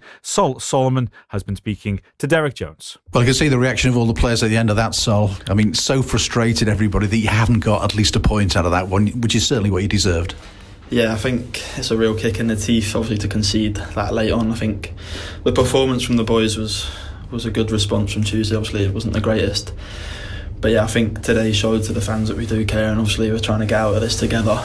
And like I said, it's a kick in the teeth, but we just got to keep going and go again. Obviously not next week, but the week after. Yeah, I mean, Togethers was there from the start, a slightly different system, and of course you're in the side as well. It's a long time since you had a start, and just chatting to Pete Wilder, you're just saying, you've been impressing him in training. Just shows if you keep on working hard, eventually you get your opportunity, and you've taken it today. Yeah, I think obviously I've been working hard. It's been a while, like you said, since I last started the game in the league. But yeah, obviously it's not really about me. I think it's about the situation that we're in. We find ourselves in as a team, and obviously getting out together. And obviously I want to try to play my part, whatever part that is, and steer us up away from obviously the drop, which obviously we're not looking at the minute. We've got to keep our heads up and look above us. But yeah, we just got to keep going and hopefully we can get ourselves out. But you deserved a point, and to concede so late, I mean, it's not the first time it's happened in stoppage time this season. I mean, you look like the side that might win the game, never mind just get a point out of it, and then you go and lose it. Yeah, like you say, it's tough. We had chances to get the 3 points, and obviously it's kind of a sucker punch. They go up the other end and score last minute. It's tough. It is a hard one to take, but thankfully we've got now 2 weeks on the training ground effectively to work on the next game and obviously try to take at least a point, if not 3. What did the boss say to you about the way you wanted to play today? I got the feeling that you were trying to get as close to Joe Ironside as possible and try and pick up those flicks and put pressure on the Swindon defence. Yeah, I think it is just obviously helping Joe. Obviously, when he's on his own up there, it's hard for him. He's playing against 3 big defenders, and you've got to help him as much as you can. Obviously, I've tried to do that. Me and Chaz obviously coming off the sides and playing for second balls, and I think it worked. I think we created chances from it, but yeah, it's just trying to help him as much as we can, and obviously trying to trying to get a goal, nick a goal, nick something. That's what you do when you're down there. But I feel like we done well, and it's just, like I say, a kick in the teeth. Not too much fell sort of chance-wise. I think there was a half chance fairly early on, I think, and the keeper sort of smothered your shot from an angle, didn't he? Yeah. Just got to hit it low and hard, probably a bit more in the corner. But yeah, it's a good save, and it was early on. But yeah, it's tough. It's tough trying to create chances when we're in the situation we're in. But yeah, how easy is it or how difficult is it to take the positives out of a performance like that? I think the fans' reaction, if you compare Tuesday night to tonight, it shows you they have appreciated exactly what you've done today, but you've still lost the game, and that's what's going to hang over you. I think it is nice for us to see the fans' reaction, because I think they can see that today we I'm not saying we didn't try on Tuesday, but maybe there was a bit more fight or resilience today, and I think the fans appreciate it, because that's what, if you're a fan, that's what you want to see. You want to see someone in your shirt trying as hard as you can and running and kicking as hard as you can, and I think today it was definitely there. It's like I said, to concede in a 92nd minute, obviously it's tough, but I think if the fans can see that we're giving everything we can, like I think we did today, then they'll stick with us. Sol Solomon after Tranmere's stoppage time defeat at home to Swindon Town earlier today. At half-time in the Everton game, we heard from Neil Dans after Southport's 2-1 win at Chester. We can hear now from the Chester caretaker manager Connell Rawlinson with Neil Turner. Connell, hard luck, a real smash and grab raid, I suppose is the best way of putting it, isn't it? Yeah, obviously 2 late goals. We've been on the right side of them, I think, a couple of times since I've taken over. And it's football, it hurts, it's gutting, but we've got to make sure that we pull ourselves back up off the ground and make sure we're ready for next week's training, and we go into the Curzon game full of confidence. It seemed to be that defensively you stood still, particularly when the corner came in for the equaliser. Yeah. Slightly different for the second goal, but it seemed to be no real motion there as such. Yeah, well, obviously the winner that they get is a long throw in, and it bounces in our 6-yard line, in our 6-yard box. Sorry, so. It's one of them where there's a lot of bodies in there. It's a lot of chaos, and especially when late on in games when they're putting so many bodies into the box, it's really difficult to get a clean run and a clean. And they had the ascendancy after the equaliser, etc. Of course. But like you say, these moments are big moments. I've just said then, the percentage of goals that are scored in set plays at this level is very high. So if we keep to continue conceding goals like that, then we're not going to win many games. So we're going to have a look at how we do it, rejig it a little bit, maybe have a look at bringing another spare man back, so we've got 3 players to go and attack the ball rather than 2. But it's something that we'll look over the next few days, and we'll get back to it next week. The playoffs still mathematically very much in sight, aren't they? Yeah, look, a few results went our way today, obviously a few didn't. I haven't had a chance to actually look at the league table at the minute, but the message from me will be exactly the same. It's like we've got to try and win every single game. Today we've come on the wrong side of the results, but the performance was there, the performance levels were there. So if you keep performing like that and we tighten up on the set plays, we'll win games of football. Connell Rawlinson there after Chester's 2-1 defeat at home to Southport. Thank you very much for listening. If you've been here with us all the way on this bumper Saturday on Total Sport Merseyside, we've had Liverpool's 2-1 defeat against Brighton. We've had Warrington's thumping 72-6 win over Castleford Tigers in Super League. And we've also had Everton's 3-0 win against Chelsea at Hill Dickinson Stadium. We'll have reaction all over our social media feed on X at BBC Mersey Sport. Of course, join us on Monday evening with Paul Sodds. He'll be back in the chair with the football phone in with Tony the Blue rather. I hope Tony's not listening to that. Tony the Blue and Ben the Red taking your calls. Go and enjoy the rest of your evening, and we will leave you with the highlights of what's been a massive day on Total Sport Merseyside. Oh, and there's another mistake, this time by Konate. Mamardashvili played it to him. He was hit quite firmly, but it went right under his foot. And it's a throw-in for Brighton. Kadioglu. And again, corner of the penalty area. It's too high, surely, although it's headed back in by Gomez, and a chance on the far side. And Danny Welbeck has scored for Brighton, and that came from a Liverpool error defensively that gave Brighton a throw-in when they shouldn't have had it. and Liverpool have been made to pay, and Danny Welbeck with his 50th goal for Brighton makes it Brighton 1, Liverpool 0. Mamardashvili is well out of his goal, high ball forward, no problems here for Dunk with a backhander, and Kirkes will equalise for Liverpool.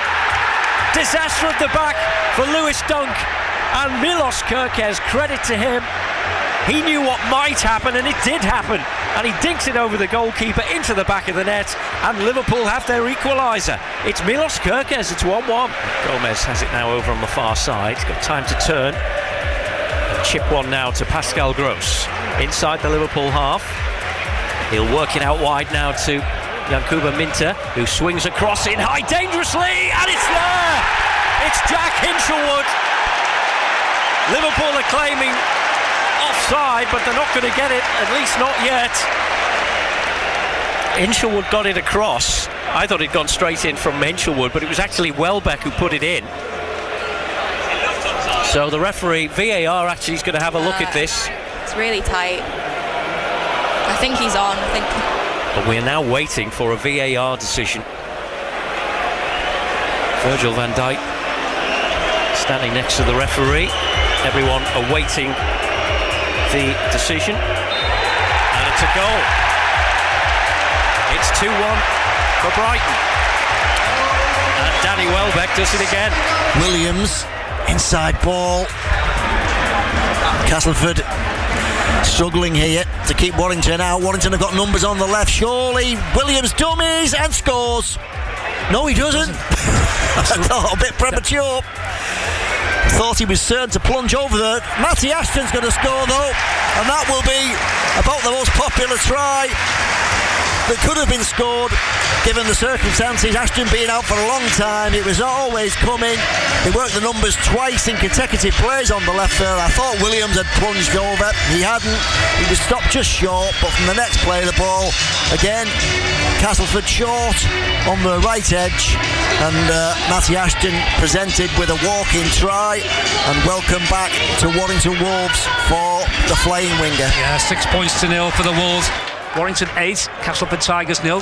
Bit of a scruffy play there, but Danny Walker rescued it for the Wolves and managed to find Ben Curry in support, and Curry is carrying George Hurst towards the halfway line, and eventually referee Liam Rush calls a held. George Williams with the stab kick over the top, and the speed of Matty Ashton is going to race past Ravalawa. Can he get the ball down? He can. Wow, the speed of Matty Ashton. He just burned two defenders there. He made Ravalawa look like he'd got concrete boots on. He flew past him. He managed to flick it past the covering defender and has got downward pressure on it. What a try. What a return from Ashton. This is Curry trying to turn back towards the centre. And it was Ashworth who had to make the tackle on that occasion. And they're just too quick at the moment for Castleford as Williams spins the ball out there looking for the runners. That run on the far side to be Stone. Here he is again though, and it's Yates, and it's going to be a walk-in for Ben Curry.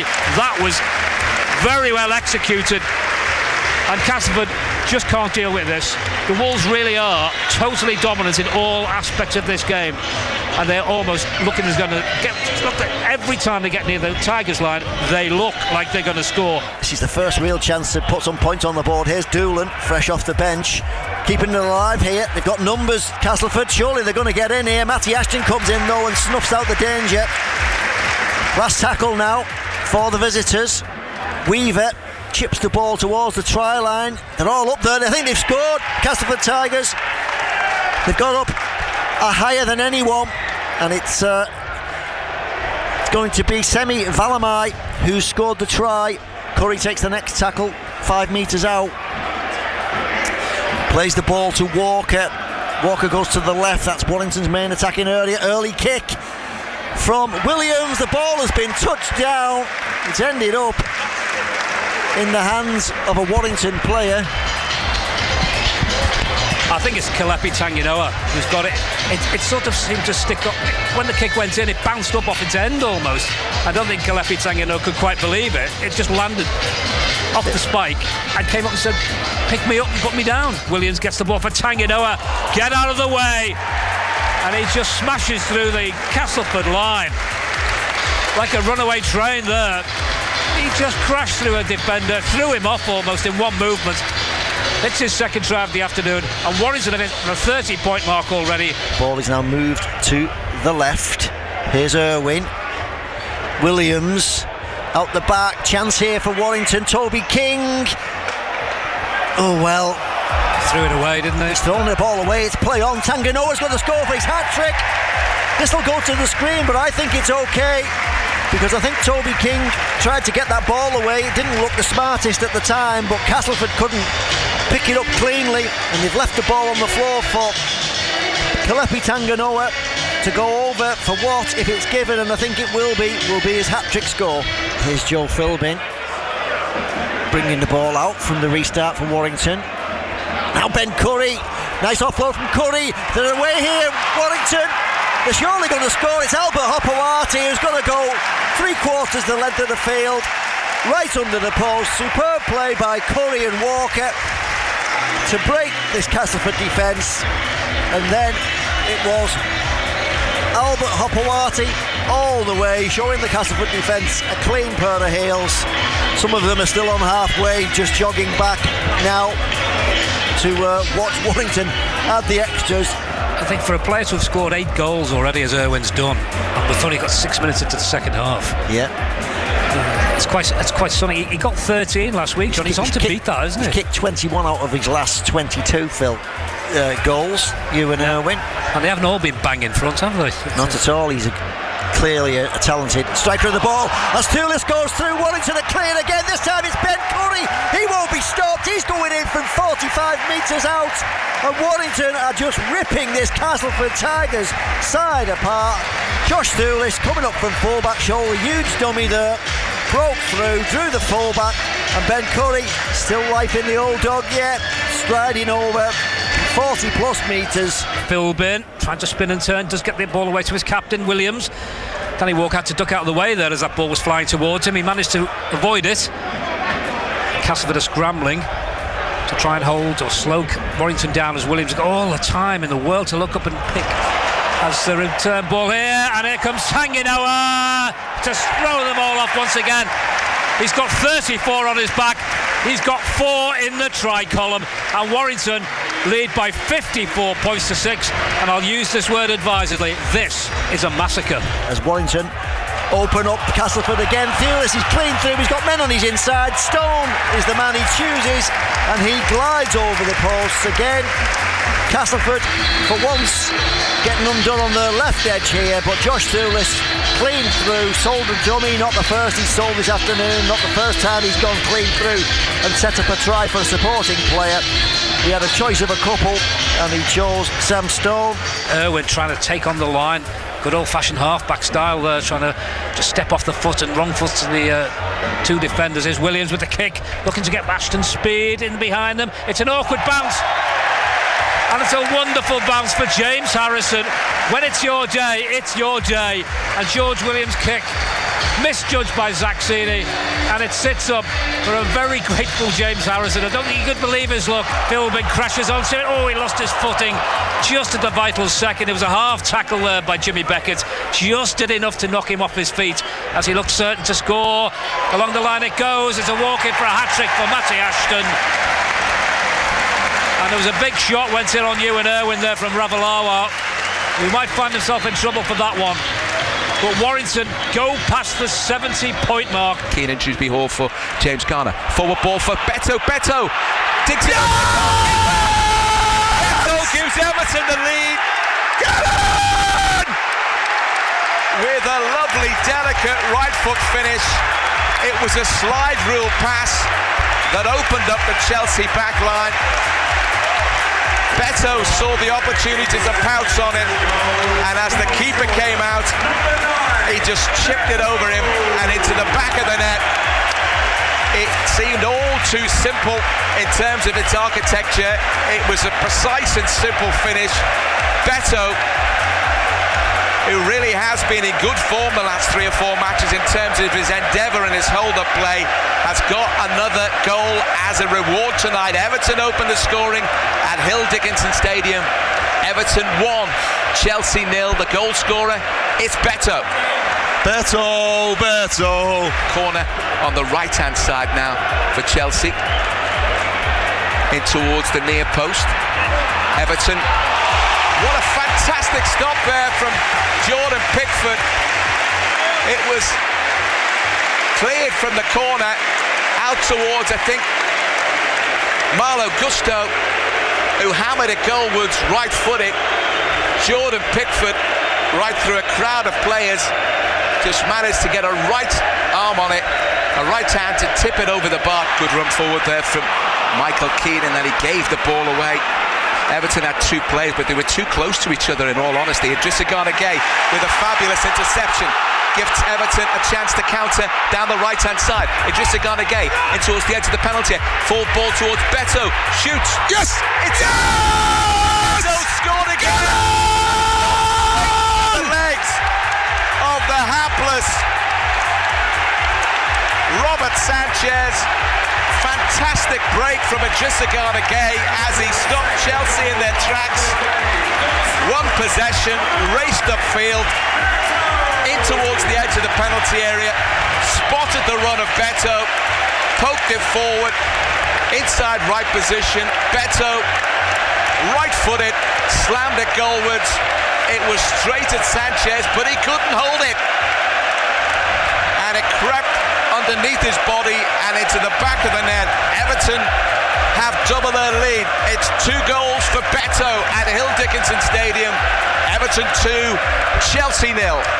Hill Dickinson Stadium is rocking, and it's rocking because Everton go 2-0 up, and it's that man Beto again. Goal kick taken by Jordan Pickford, long downfield. Beto rises, wins it in the air. Iliman Ndiaye, can he get away from his man? Ndiaye is inside the penalty. He shoots. Yes! Iliman Ndiaye with a dream of a goal, set up by Beto. Long clearance downfield. Beto won it in the air, flicked it on. Ndiaye looked as though he was going to run him behind the Chelsea defence. He decided to go the other way, get it under control, cuts inside, and then cracked a shot goalwards that flew into the top corner and beyond Robert Sanchez, diving away to his left-hand side. Sanchez absolutely helpless. Wonderful goal from Iliman Ndiaye. Fabulous work from Beto. Everton 3, Chelsea 0.